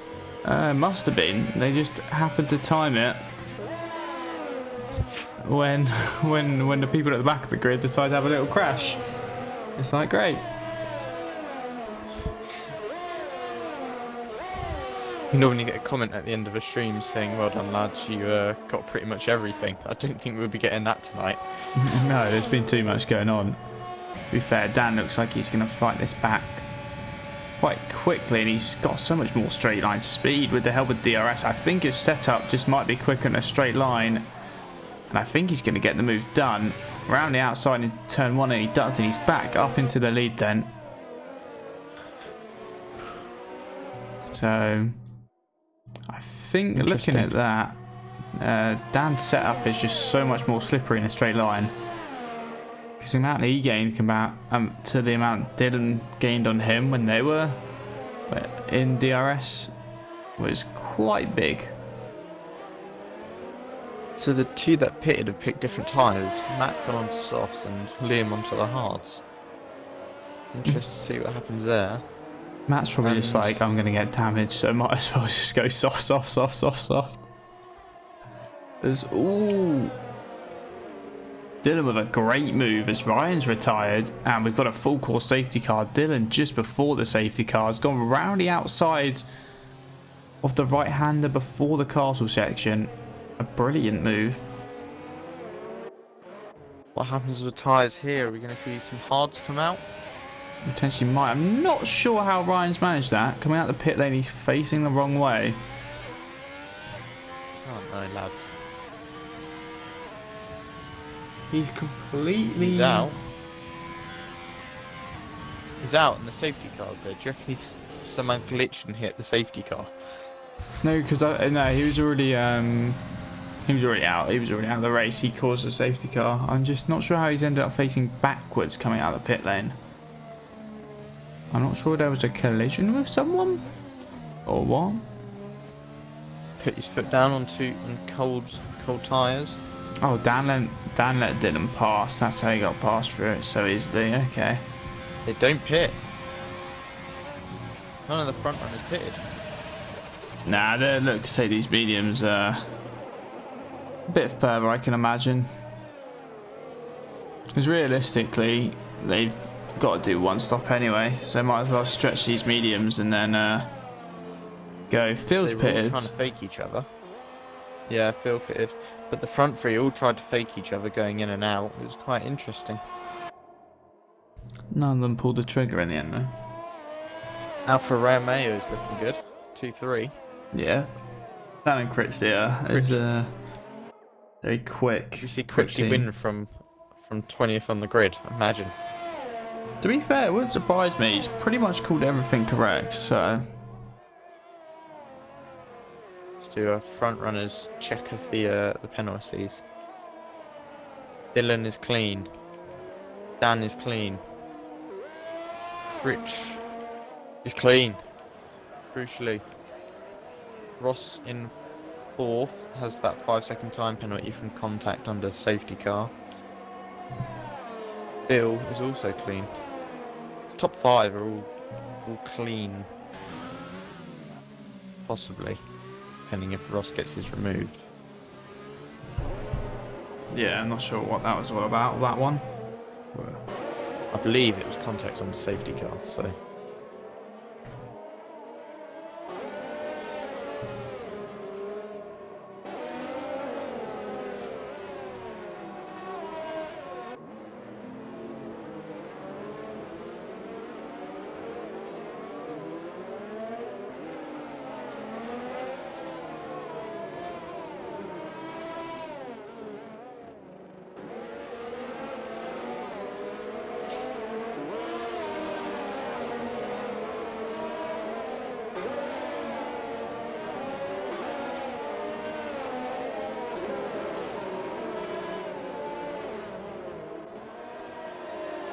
Right, well, most of the grid apart from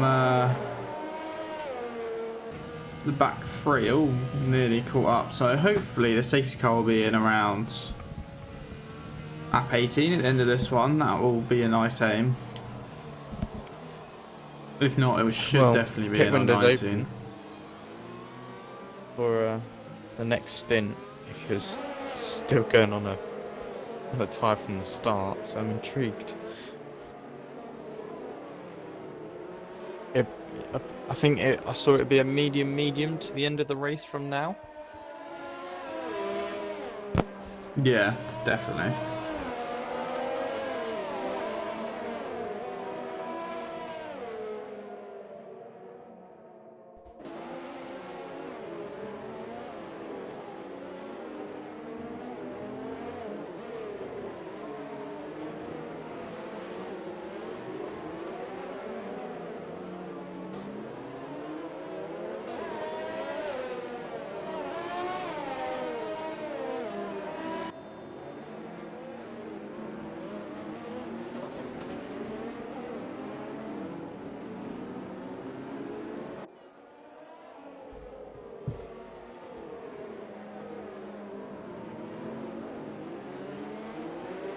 I'm intrigued to see why Dan let Dylan pass though.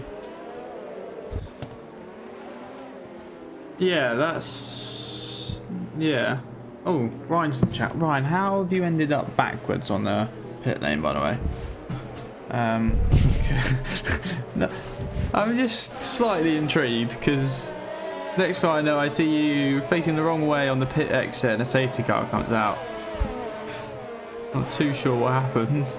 We were kind of focusing on the battle at the front, and then next thing I know, pow.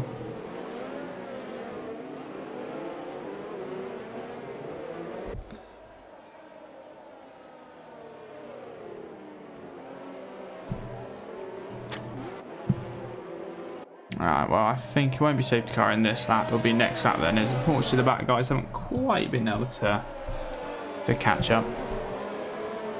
So what I'm thinking is we're probably going to see Dan go for a bit of an undercut on Dylan. Because Dylan's going to have to go onto the softs. Unless Dan thinks he's got the outright pace and is going to match him as well for the softs. Yeah, that will be interesting because, yeah, Dylan's got to change tyre. Dan can go on to whatever he likes. Critchley can go on to whatever he likes. Response. Someone texted my phone, it was on my stomach, brief lapse. Oh no. Oh. Oh, that's a shame. Just unfortunate things that happen, I guess. But a bit of a Liam Neeson to whoever sent him. Oh, it was his mum. Oh no. Bloody mother. Maybe it was something important. Oh dear. Otherwise, it's not the best of things. You haven't done the dishwasher. Imagine.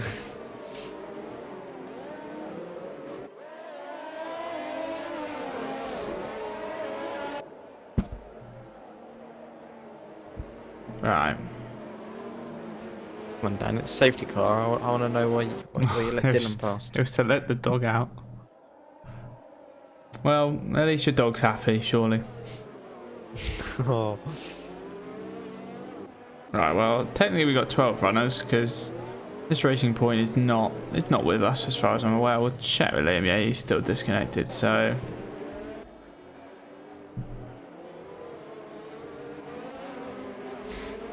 just got 12. Imagine a disconnected car gets into the points. To be fair, it could, because of that the AI will crash by itself.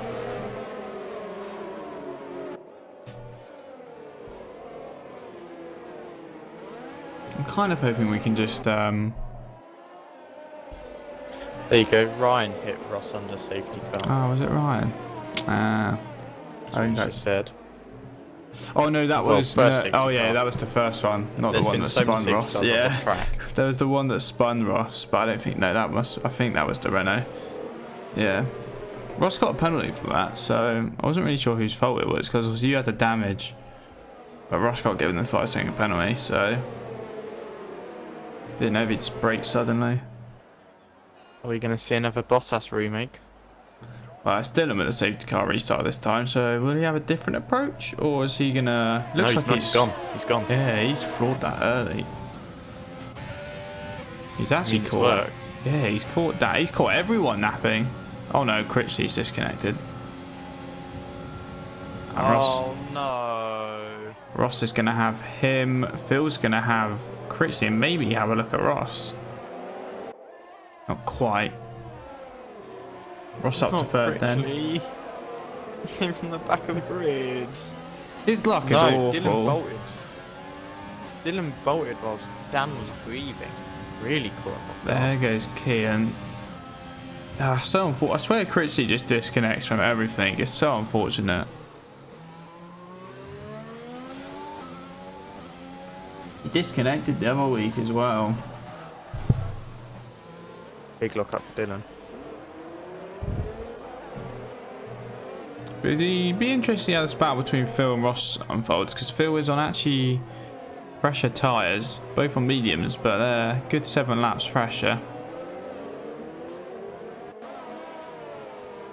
I reckon Ross will have to do the medium strategy. Well, no, Ross has got a pit. He's only been on mediums. He's got a pit for softs or hards. Oh, has he? Yeah, him and Dylan. Oh, interesting. I reckon him and Phil will be on the same strategy at the end then. I reckon Phil will take his mediums further. Ooh, is Critchley's now out? Has he rejoined the session? And it's just awful timing. No safety car for that though, it doesn't look like. He's so unfortunate, man. I'm guessing he's joined the session back and it's just taken over mid-corner. And he wasn't able to stop in time. That'd be my guess, as Matt's got past Aston. To be fair, there's a little freeway scrap going on at the moment. As Phil's actually got past Ross further ahead. Dan's right at the back of Dylan now as well. Aston's come into the pit lane. Ross is still there on the inside. Matt's going to try to go around the outside. And I think he's going to get that done. Will the Haas have a look into turn 2? No, not quite. So, back towards the front and these kind of battles there. We'll see Phil finding a way past Ross. So he's up into the podium from the back of the grid as well.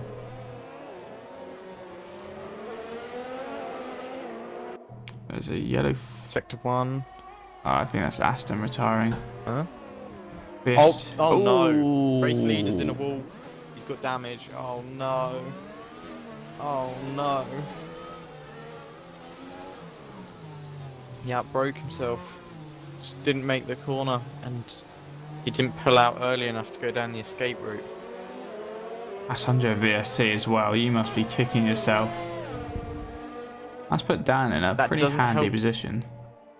That's bad for Dylan because obviously he's got to change tyre compound, but that's way too early for a soft. Surely. Oh yeah. Was he one of the ones that was medium? He was, yeah. I feel he's only been on the mediums. He's got to go hard to the end then. That'd be... So he'll be on hards, which Dan obviously can take these mediums and then go into another mediums, or even a soft. And he only really has to worry about Phil behind him. Oh my. I just feel even worse for Critchley. He could have been right there.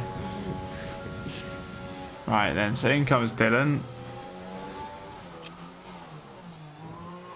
Gets to slow down in time, which is good. Right then, this is crucial. What tyre will he go on to?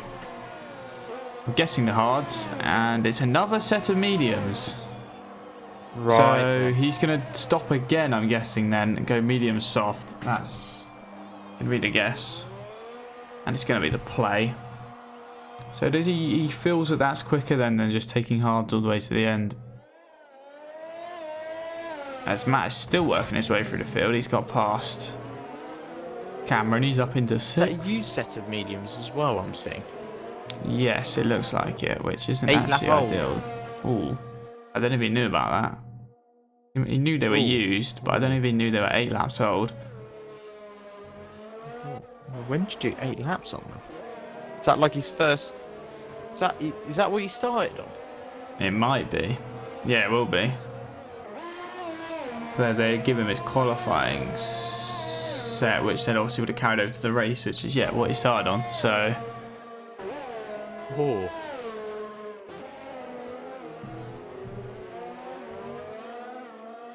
It's getting interesting as 2 Renaults are very close.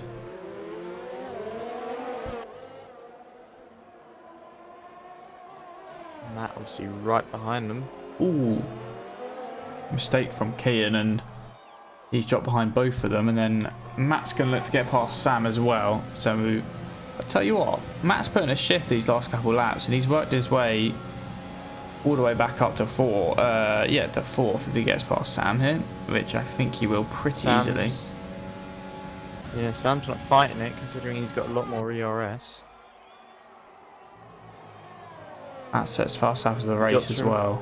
Go with it. You got to remember though, Matt is on the softs, which won't reach the end, so he does have to push hard. Yeah, I think it'll be looking at a soft medium from here, doing what Dylan's doing, just on the reverse.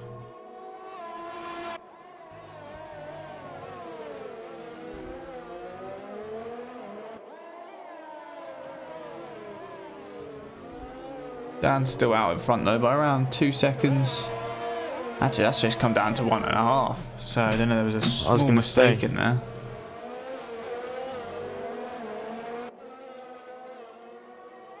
Again, another 1.3 back is Ross, and then you got Matt and the 2 Renaults just a little bit further behind. Kian's on the hards as well, so I guess maybe he didn't want to put up a fight and just focus on getting his tyres to the end. Forgetting that Phil even retired because he wanted the challenge of being at the back of the grid. He's now second. Yeah, he's in a good position to win this race. He set himself a challenge and, well, so far he's smashing it. Still a long way to go.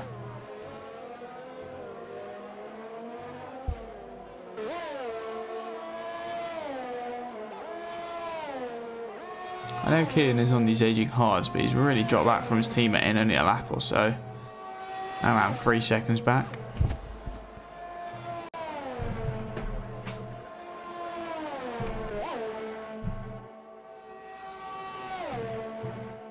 As Matt says, another fastest Matt lap. goes faster. Yeah, he is. He's on a charge, this man. Richard's pitted. What will he go on to? Don't know what he's already been on. I don't know if he's also part of this medium club or not. He's going on to the softs. Well, I can't see them reaching the end. Nah, not from here. Again, I think this is around the time people will be going. Race director. Oh, is he? The people that still need to change tyre compound is Phil, Ross, Sam, and Dylan.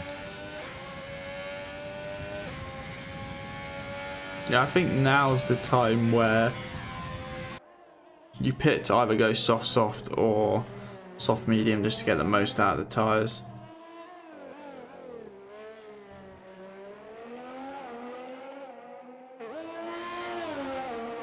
I'll tell you what though, Phil's really bringing this gap down. It's now around 1.1. Oh, it's in. He knows him and Dan are on the same strategy, and he's on fresher mediums. Yeah, Phil's actually in a very good position right now. Ross ain't far behind, so we can capitalise on any mistakes or switch up the strategy and still be close.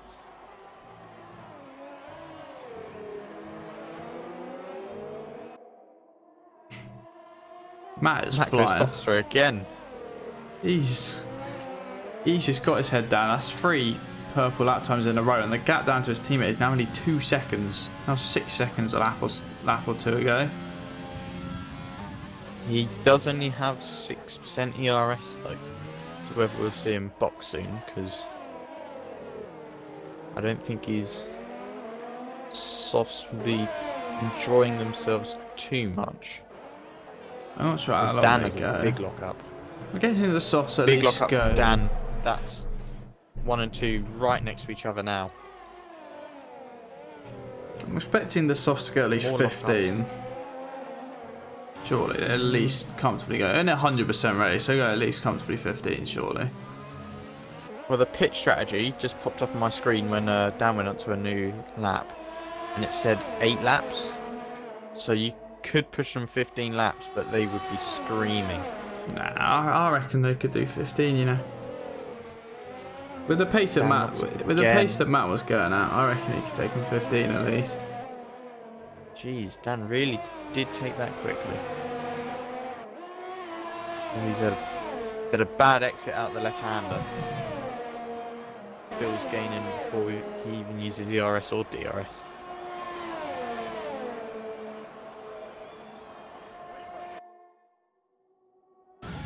That is probably Dan starting to struggle with grip, and as you said earlier, the lower downforce setup, we think, didn't we?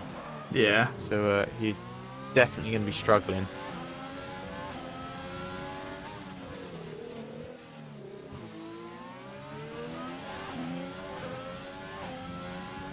Let's see, Phil with DRS. Yeah, just even with the DRS, they can't. He's gaining, but Dan's car's still quick in a straight line without it. Looks like he's just gone for make this car as quick in a straight line as possible, because that's really how you're really going to defend around here. You're not too bothered. You can be slower in this middle sector, and it's not going to bother you too much. Matt didn't go fastest for a lap. Still pulled a load of time out of his teammate though. Yeah, 1.3 seconds that gap now.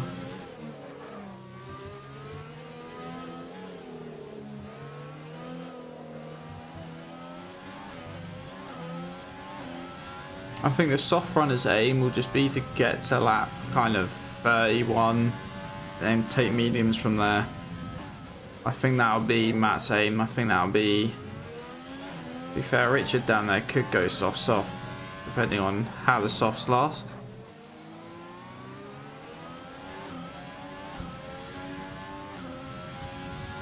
But yeah, Matt can keep those in good conditions for another 5-6 laps. He'd be in a pretty decent spot. Might be a bit of an ask, but... So, Cole has announced that he won't be doing any more races in the league. That's a shame, but Phil has just taken the lead. As he gets a pretty simple move around the outside done on Dan. So Dan is finally been dethroned from the lead of this race. Phil's up into the lead from the back of the grid. Dan will fight back though. He has a little look in towards turn 3. Dylan's trying to go around the outside of Cameron. Gets it done, nice. Fairly simple move. Big difference in age of times. No, it's not actually. I misread.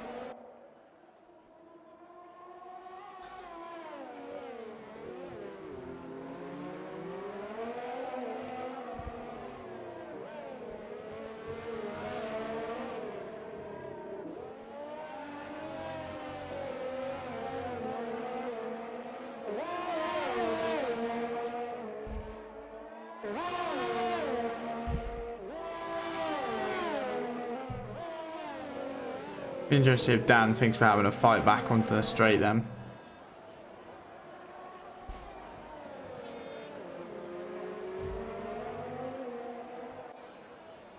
He's got the RS2 in comparison to Phil. Oh no! Oh no!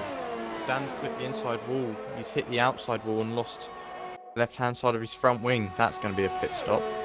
Yeah, come in for a set of mediums then, I'm guessing. Take them to the end. But that is the little... Really what Phil wanted. Yeah, a little battle for the race lead over then. He can take these mediums further and know he's still got the time it takes to change the front wing. And the fact that he's got quicker pace at the moment. Oof. Another spanner in the works.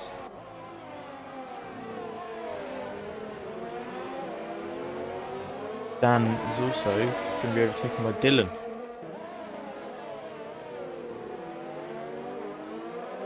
You won't want to be stuck behind these two for too long.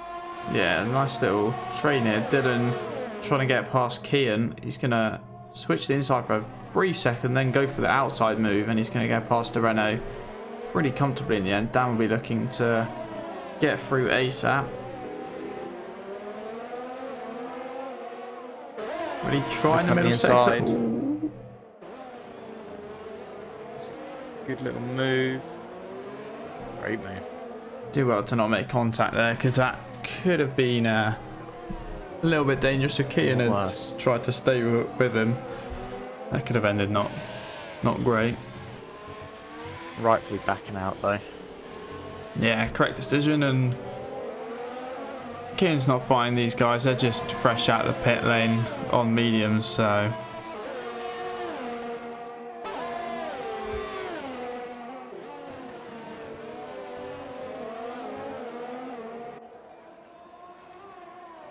Dan's really quick through that downhill left-hander.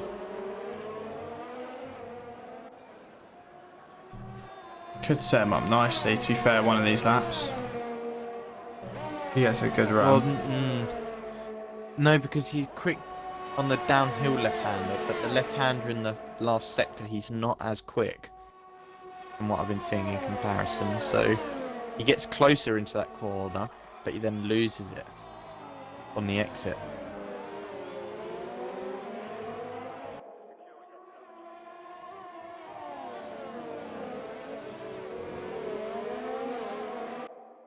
So very quickly catch Liam, who's on a 13 lap old hards.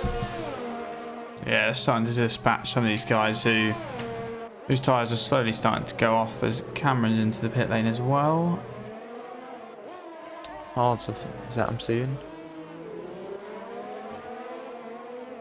Yeah, it is hard to the end from here. A bit of an interesting choice. Would have thought the mediums could go the distance.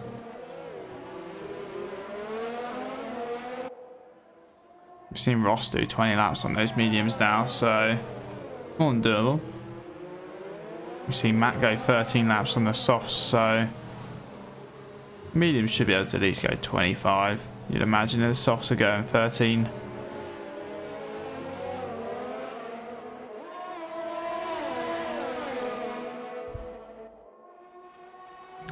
You might see Dan try and offload Dylan at the end of this lap. Yeah, he's on obviously much fresher medium tyres.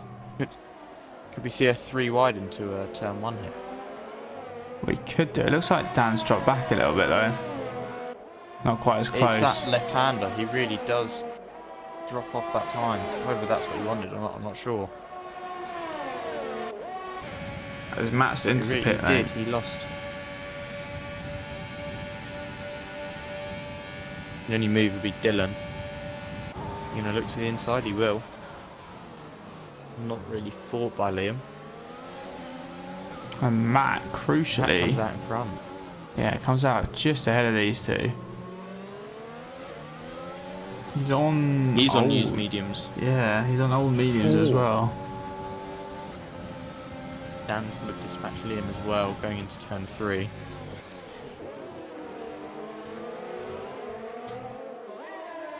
What's some damage I just saw come off there? Up with these two. It was. Some damage has come off Liam's car. I don't know if he's brushed the wall or hit the back of Dan's car. He brushed a wall. I believe Dan was through and gone with the grip he had. Yeah, that's what I thought as well, but I just saw some debris fly off in the background. I wasn't too sure. I've not really been monitoring. Is that Ross slowly catching up on Phil? I think he might be gaining slowly. The gaps kind of stayed the same. I'm not too sure on that one. Something to keep an eye out on.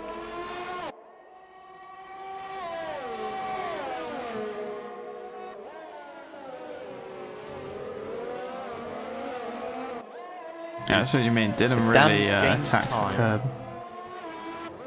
And then although that's the best he's taken that left-hander. And you can see how much time he's gained. Surely Dan's got him here. Using a lot of overtake. Dylan hasn't got the ERS. Yeah. Overtake the whole way. DRS as well. A very simple move in the end.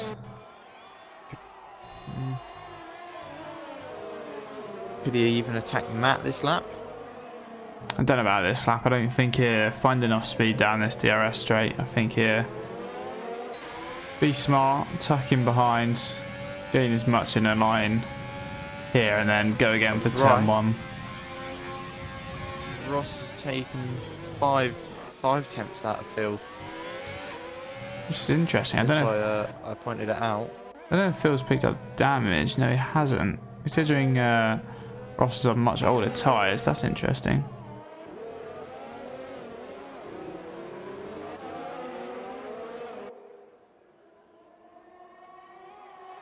I still think Dan's in a good position, at least compared to Matt and Dylan here at the moment, just because Dylan and Matt are on used mediums, so I think they'll probably have to pit again, whereas Dan can make it to the end from here. So it'll be interesting to see how that one plays out.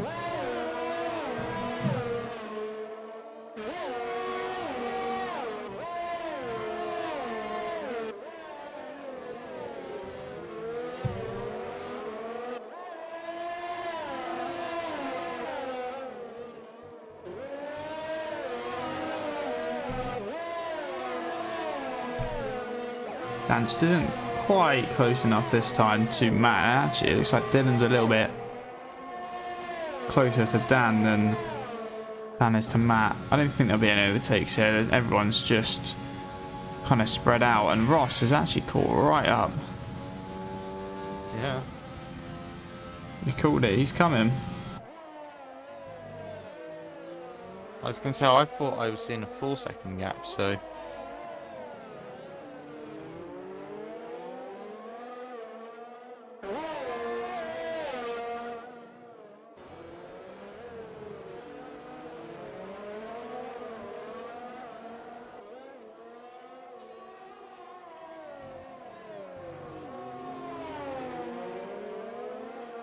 The yellow flag sector 1. Is that Liam? I think it's Liam. Doesn't look like he had a wing for a second there, and that's because he doesn't. So Liam's lost his front wing completely in the first sector. Just got to be careful to make sure he makes it through alive.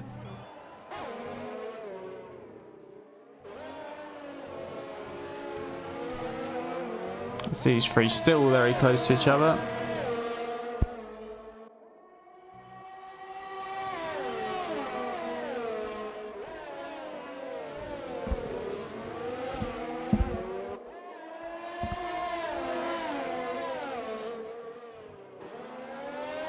That's a good corner by Dan, who will have gained time. Ooh, Dylan's got a 3-second time penalty for corner cutting there.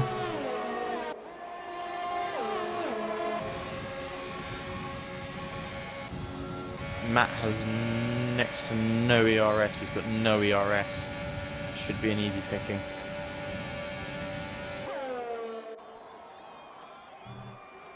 Dan goes quickest to go as well.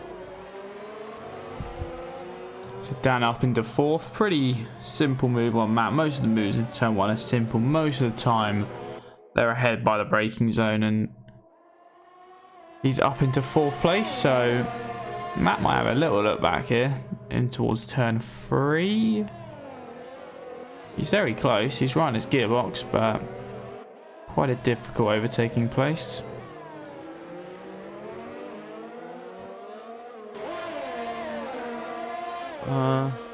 Ross being held up by the racing point that was disconnected, and he's lost a bit of time. Not too much. But I can't see any damage on Phil's car. So what is the meaning behind the drop off of pace? Yeah, it was interesting. It was quite comfortably clear, and suddenly Ross has caught back up. Well, Ross has finally just decided to push on those mediums. He was kind of saving the tyre life. We won't know, but anyway, it's going to make the race lead a little bit more exciting now. Both have to pit, so it will make it an out-and-out race for the end, which I don't think Phil would want. With a 5-second gap, I don't think it was what he expected. Yeah, I think both drivers are just trying to push out for softs. I think that's their aim. Go medium soft, make that work. In the DRS now.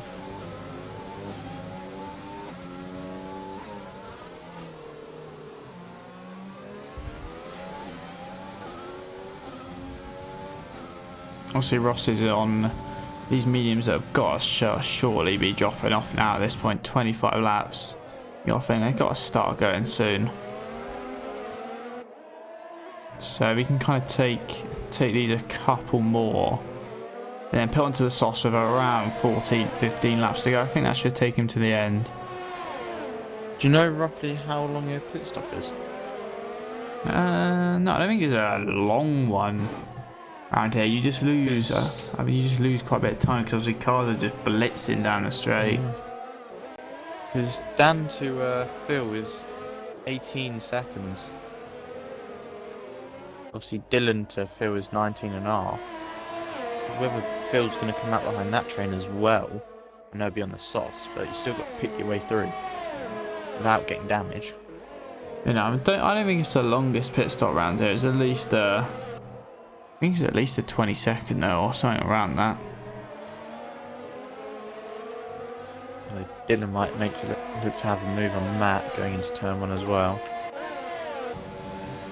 Yeah, Dan's just slowly starts to pull away from these two. And he's slowly starting to cement 4th.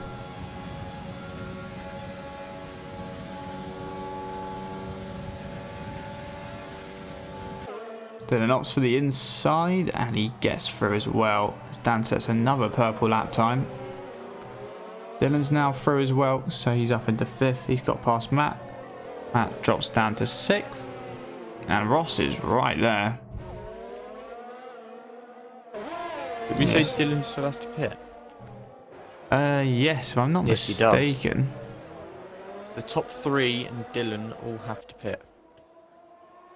So Dan's not in a bad position at all. So he's now only 16.5 seconds behind, so I thought Ross might have been going out there. That was very close to the wall. Just needs to try get within DRS. There's 1.1 seconds just about. He needs to find, you know, half a tenth or so to get within DRS. It's 1,000th of a second at the moment. It's on the 1 second mark. It's going to be close. He's just hit into it now. I don't think he's going to have DRS. I think he's just a tad too far behind. I reckon you can pit the softs within 2 laps. Yeah. For 2 laps and you might see someone come in. Definitely. Kind of lap 36, 37. Probably the pit window open. It could start to get a little bit hectic towards the front. Phil, Ross, Sam, Dylan all going to come in.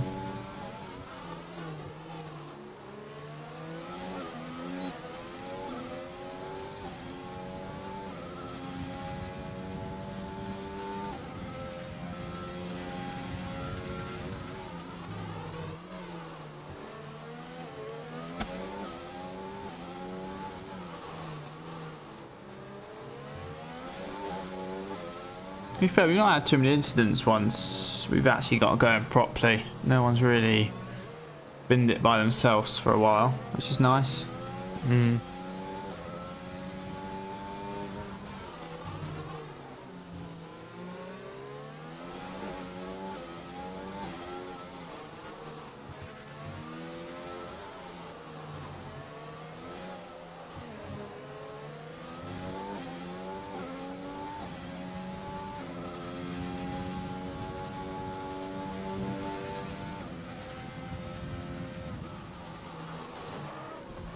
Ross is just keeping this constant gap at the moment. Will he go for an undercut potentially? That'd be interesting. We'll feel ahead of him and be able to see if he pits or not. He'll either just follow or go for an undercut. I'd say he's got the pace to, if he wanted to. Yeah, undercut could be huge, I'm not going to lie. But just got to be Depends, careful. do you want to be... I don't know if you want to be in front. See, if it was me, I would want to be first in the last lap, but only the last lap. I'd want to get the overtake done, going on to the last lap, and then the last lap just burn your battery going to the line, and I don't think you'd get caught. Well, you don't know. So DRS could be a matter of... DRS could be very strong. I don't think it'd be strong enough. It could be. We've seen quite a few cars overtake before the start-finish line. When you think about it, I think it'll be better to be second coming onto the main straight, depending on how close you are, obviously. If you're a second or, you know, 8 tenths plus back, maybe not, but if you're 4 tenths behind on the last lap, that's probably the better spot to be in.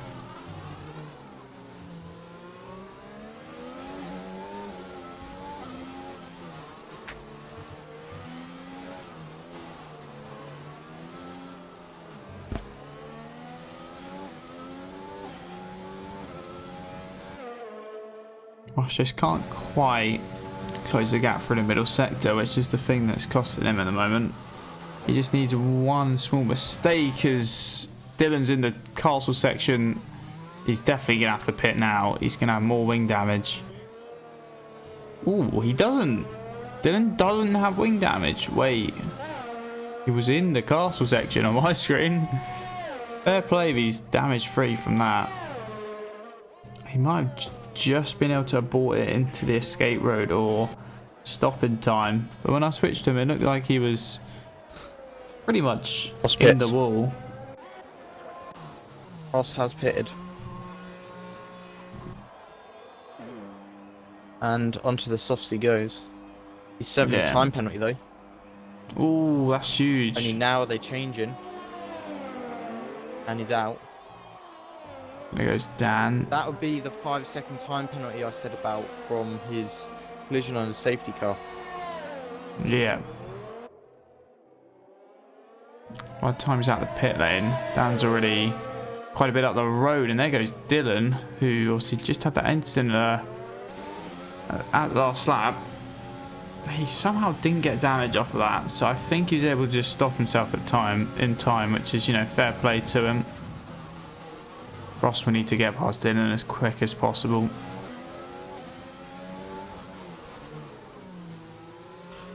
We'll see what the time penalty.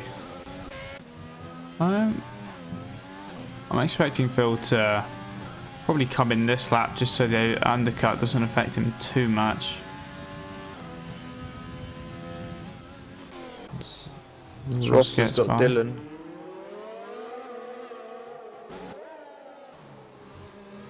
Crucial overtake.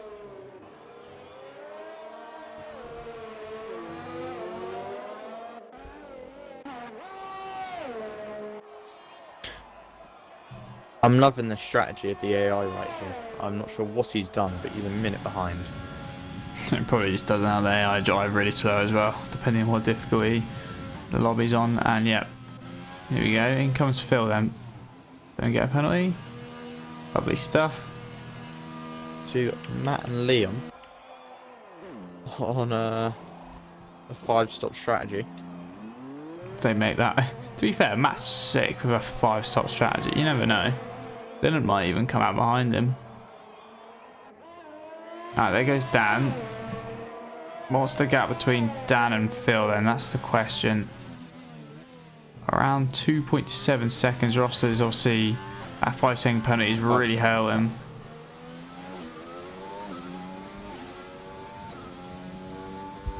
Yeah, Ross didn't have that 5-second penalty. Ross will be right there. Dylan has been undercut by Matt. Poor. Matt's up into 5th then. Yep, and it looks like he's going to be able to get the racing point out the way before the middle sector. That's nice as well. Dylan's going to have to deal with it through the middle sector. He's going to have to follow him through 2 corners. That's going to hurt. And only now he gets out the way. He's lost close to a second, or at least not far off.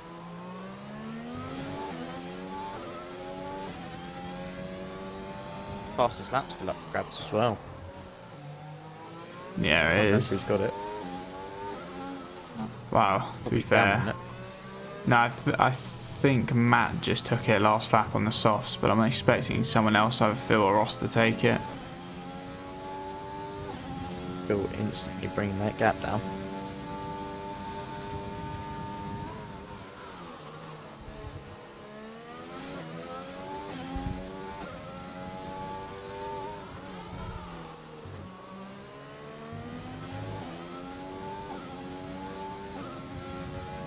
Go, Ross is purple.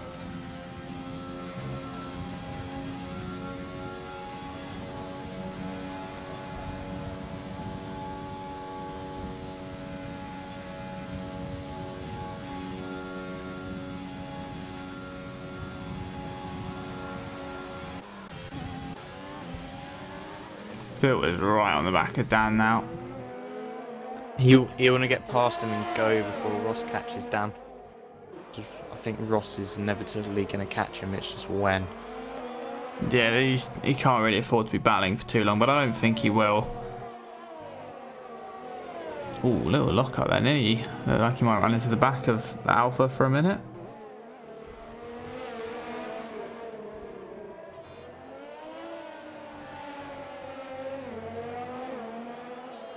Be interesting to see how much of a fight Dan puts up. 11 laps to go. This is a race win on the line, technically.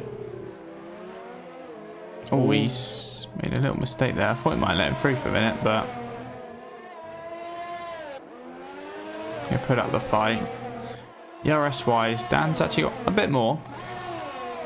Quite a bit more, to be fair. We can now see how strong your DRS is.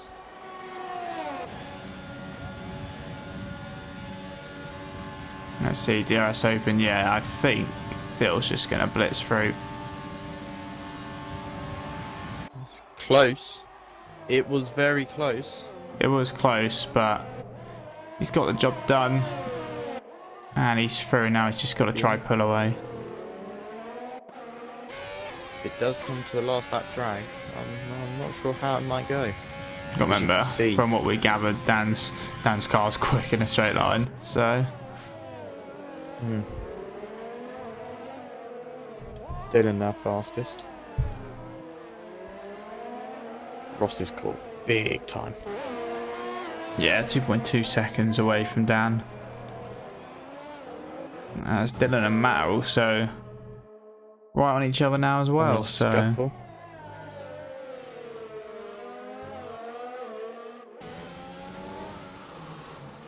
I think Dylan will have Matt. But I don't know about the front. Yeah, those Phil and Ross. I think Dan will probably settle for third place in this race as Dylan had a little look around the outside before the castle section, but the door was always going to close, so he has to back out of that one. It's just going to follow Matt through for now. I think Dan on this strategy will probably accept third. Can't see him putting up too much of a fight. Everyone but Dan and Phil would love a safety car right now. Yeah. Well, Dan would like a safety car right now. They get a fresh set of softs, and if he believes he's got the pace, gives him a chance to fight back. They only come out, what, 6th? There's such a big gap everywhere else. Here you go, Dylan and Matt as well as we speak. Simple move.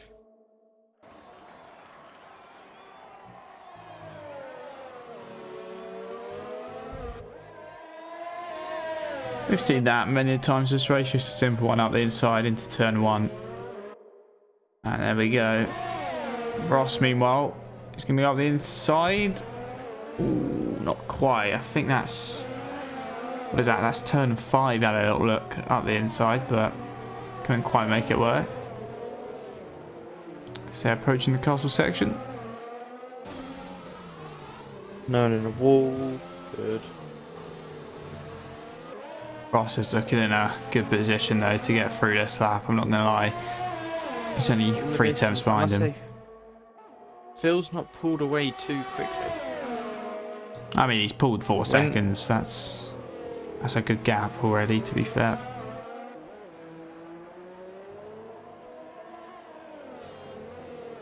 It's only 5 seconds now. He's definitely gaining from this. The longer they fight, the worse it is for Ross to win this race. He is, but I don't know if you noticed. What I think Dan done at the left-hander is slow down to try and let Ross pass so he could have the DRS. But I think Ross went, no, I'm keeping this position, which is where they lost that time.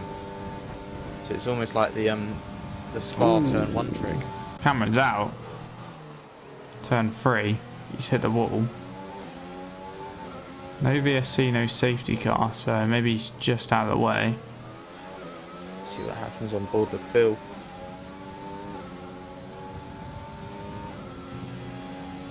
That's Ross. I think he's going to go don't for run it. Wide.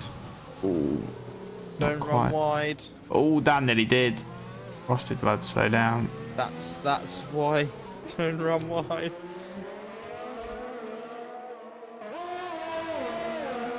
Very surprised there was no VSC. As soon as you said Ross was making a move, I got scared. So I could see Dan hitting the car and retiring, and then coming back and hitting Ross for a possible double retirement.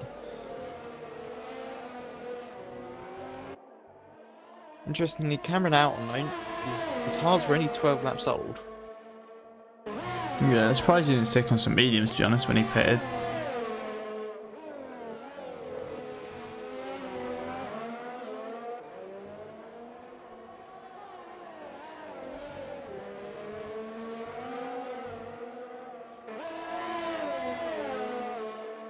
Sam's taken a second out of his gap to Ross, whilst he's been stuck behind Dan as well.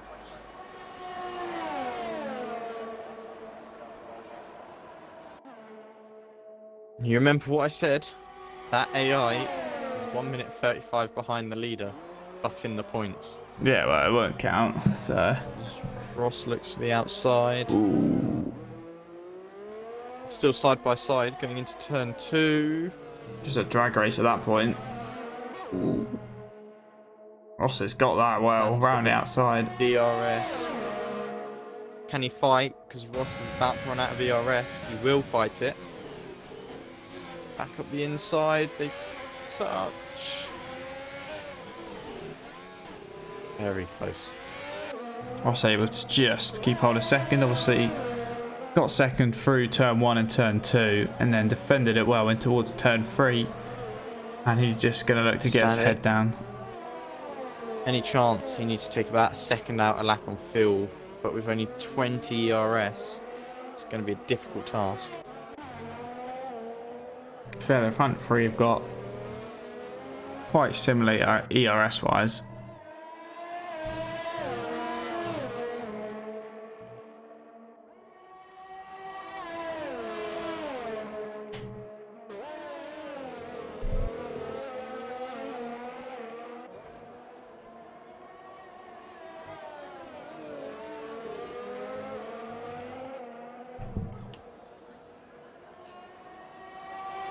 I think Dan's just dropped a little bit too far back to even think about it. Ross has done well to just pull away. Just don't think he will be close to whether he actually even gets DRS, which he hasn't by the looks of things. Ross has done that well. You can see Dan gained around a 10th or 2 just from the straight, so you can tell Dan's car is definitely set up as quick as possible just down that back straight.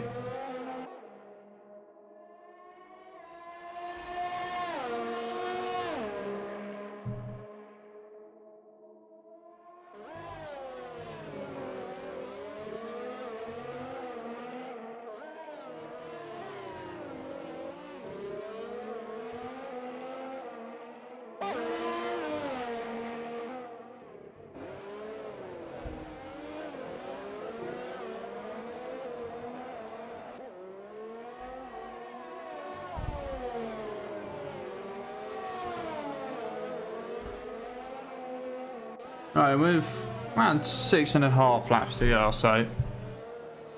At the moment, Phil's still able to just keep his lead out front around 5 seconds. Ross has slowly pulled away from Dan. I think Dan should have enough of a gap back to Sam. That's around 5 seconds as well. Dylan a further 8 seconds back. Yeah, he is slowly catching Sam though. I don't think it'll be enough. It might be close. Yeah, Dylan looks like he's locked on for 5th at the moment.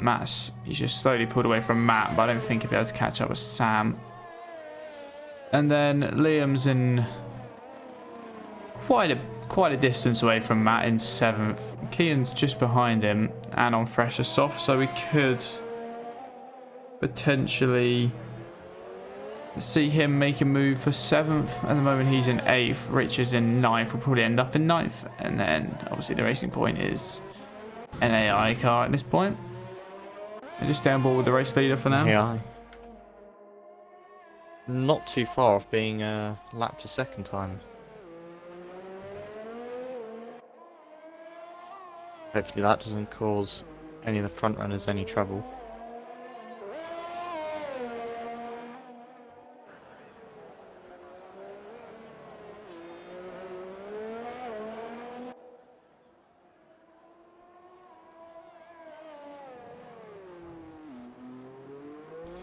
Just check penalties quickly. Just to be sure.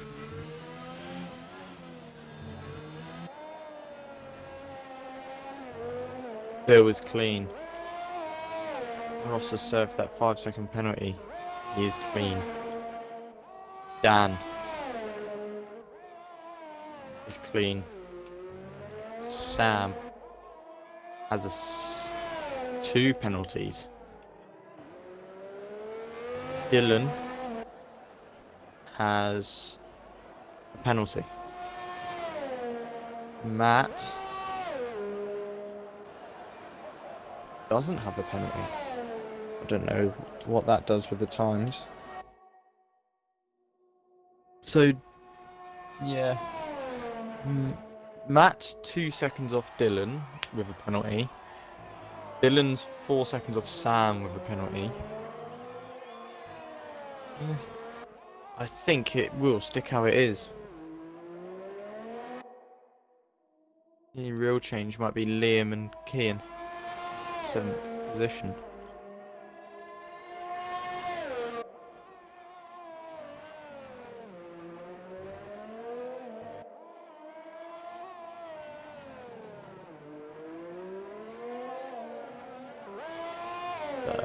Dolby has died.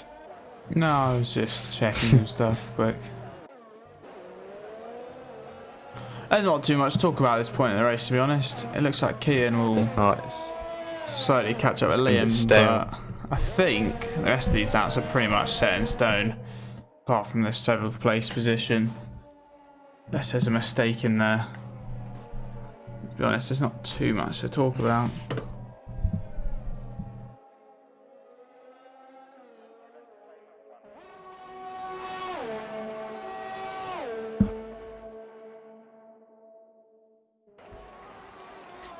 I saw in Discord they were putting bets on how many people are going to finish the race. That was quite a while ago. To be fair, Josh said 9.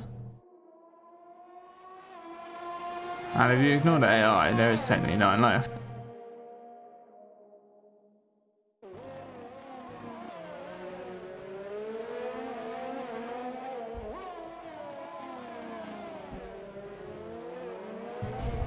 Nah, Kian's slowly getting there. Come on, give us some action to end this race. I'm not going to lie. He started hectically, qualifying was hectically, but showed like these last 20 laps or so. Maybe not 20, but last like 10 have just dragged on a little bit.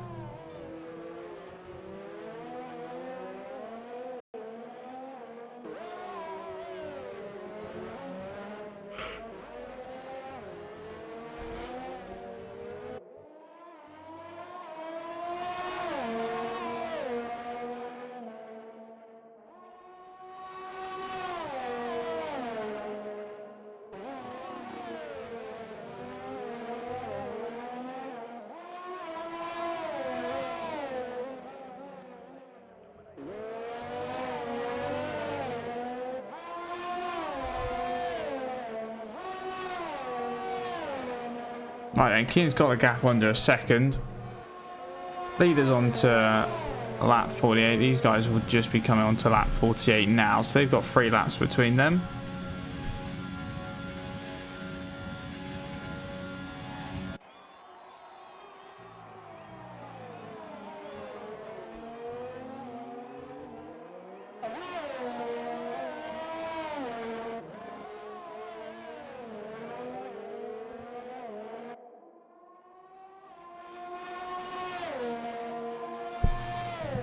To be fair, it looks like Kian's made a mistake. Gap back down, back up to 2 seconds now. So, I'll tell you what, actually, I told you Sam was catching. Yeah. Oh. He's got no ERS, which Dan does with these setups. It might not be an easy overtake, but he's there. Right there.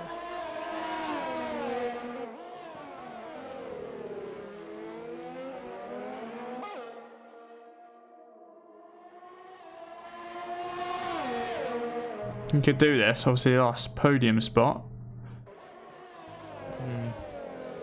You'll need to sit behind him and get some ERS back though if you want to stand any chance. Because Dan is 50, but Sam is on a small 14. He's definitely got a chance. If he just saves the RS up and potentially goes for the final lap of the race, that's his best shot at the moment. Oh, never mind, because Dan's just driven into the wall at the castle section. He's got big damage. I think Sam's just avoided that. And that could be podium thrown for Dan, I'm not going to lie. He's either going to have to nurse this around with damage, or he's just going to have to pit and... Ooh, Sam's just picked up a penalty for corner cut and trying to get past a damaged car of Dan. Ooh, that's not ended how he's wanted. Leader's coming around to the second last lap now. Tell you what, Ross has done well to bring the gap down as much as he has. Yeah, 2.8 seconds, but it's not going to be enough. Sam just going to breeze past. Interestingly, Dan doesn't pit, so he's going to try firm it out with this damage on his aging tyres. There's only 2 laps to go, there's no point. I didn't see. How bad was the damage? Oh, he's got no front right. Yeah, no front right at all. On board with Dylan did have a... Well, both Sam and Dylan have penalties. Like, a lot of penalties. Oh, so Dan might get third anyway. Sam has 9 seconds. And Dylan has 3 seconds. And I believe Dan is still clean. Yeah, Dan has 1, sorry. So as long as Dan can stay within 6 seconds of Sam, he will get third place anyway. But that might be quite a tough ask. He's already taken around 2.5 seconds out. For the castle section, it's going to be difficult as well. It's around 2.9. Ooh, this is going to be close. I think Sam, at the moment he's going, will be able to just pull out that 6-second gap. I agree. I don't think Dylan should actually be able to catch in time, I reckon. That's coming down to 2 seconds, so it'll be interesting. See, down the straight here, Sam isn't going to pull away too much. This is just going to be a battle of penalties then as they head on to the final lap.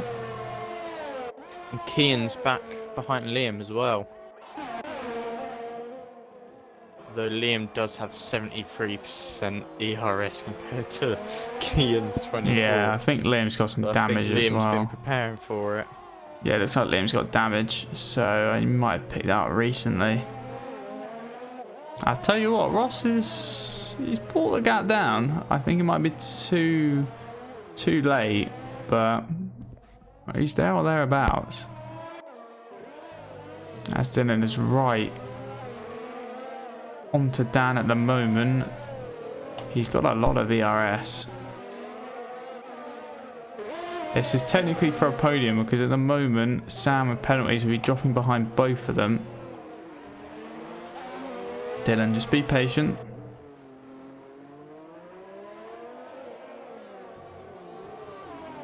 Does want to patient, but just how patient? Yeah, 1 second is stopping Sam from taking third at the moment because of penalties. That's at 5.6 seconds. I think Sam might be able to put out this gap. You know, there it is, 6 seconds. I think Sam's going to take the podium spot. So this is actually a battle for fourth. Phil and Ross. I'm going to go up to them quickly. I don't think Ross will have DRS, but he's given absolutely everything. But I think Phil will just about be able to hold on. A couple more laps, you never know. Phil will take the lead. We'll go back down to the battle for fourth then. Ooh, Dylan's driven into the back of the Alfa Romeo. Phil takes the win then. Ross is in second. Sam will come home for second. It's going to come down to a battle between Dan and Dylan for fourth place. It's a straight sprint to the line. Dan might run out of ERS before the end of the line, so I think Ooh, Dan he's might squeezing have the edge him. Because that's Dylan out of ERS. This is going to be close. Dan did it just... Oh no, Sam must have picked up another penalty. And Dan's actually got... Oh, Sam must have picked up another penalty. Dan's just beaten Dylan to the line. It looked very close. So Sam, never mind. He had another 3-second penalty. Only action. Can Kian get Liam up to the line? They've still got the last sector to do. 7th. Yeah. Some more championship points on the line. I tell you what, that was so close between Dan and Dylan. I'd love to know what the time is between those two. Don't even know the gap yet. We can see Liam's really struggling. Even with damage, Kian hasn't really been able to capitalise on it. Liam's got a lot more ERS 5 as well. seconds. I don't think it would be enough. Dylan's put in what the F Dan, so I don't think he's quite happy with what Dan did.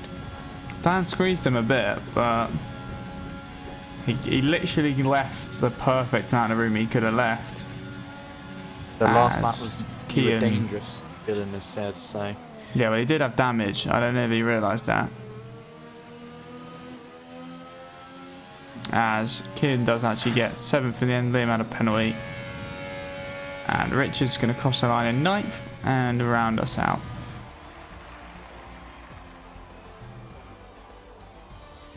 Wow. A lot of action. And there you go. Field driver of the day. From 15th on the grid, I believe. Yeah, I mean, Callum called it right at the start. He said Phil's looking for another driver of the day. Driver of the day. And he's got it. And he's got the win to go with it as well from the back of the grid.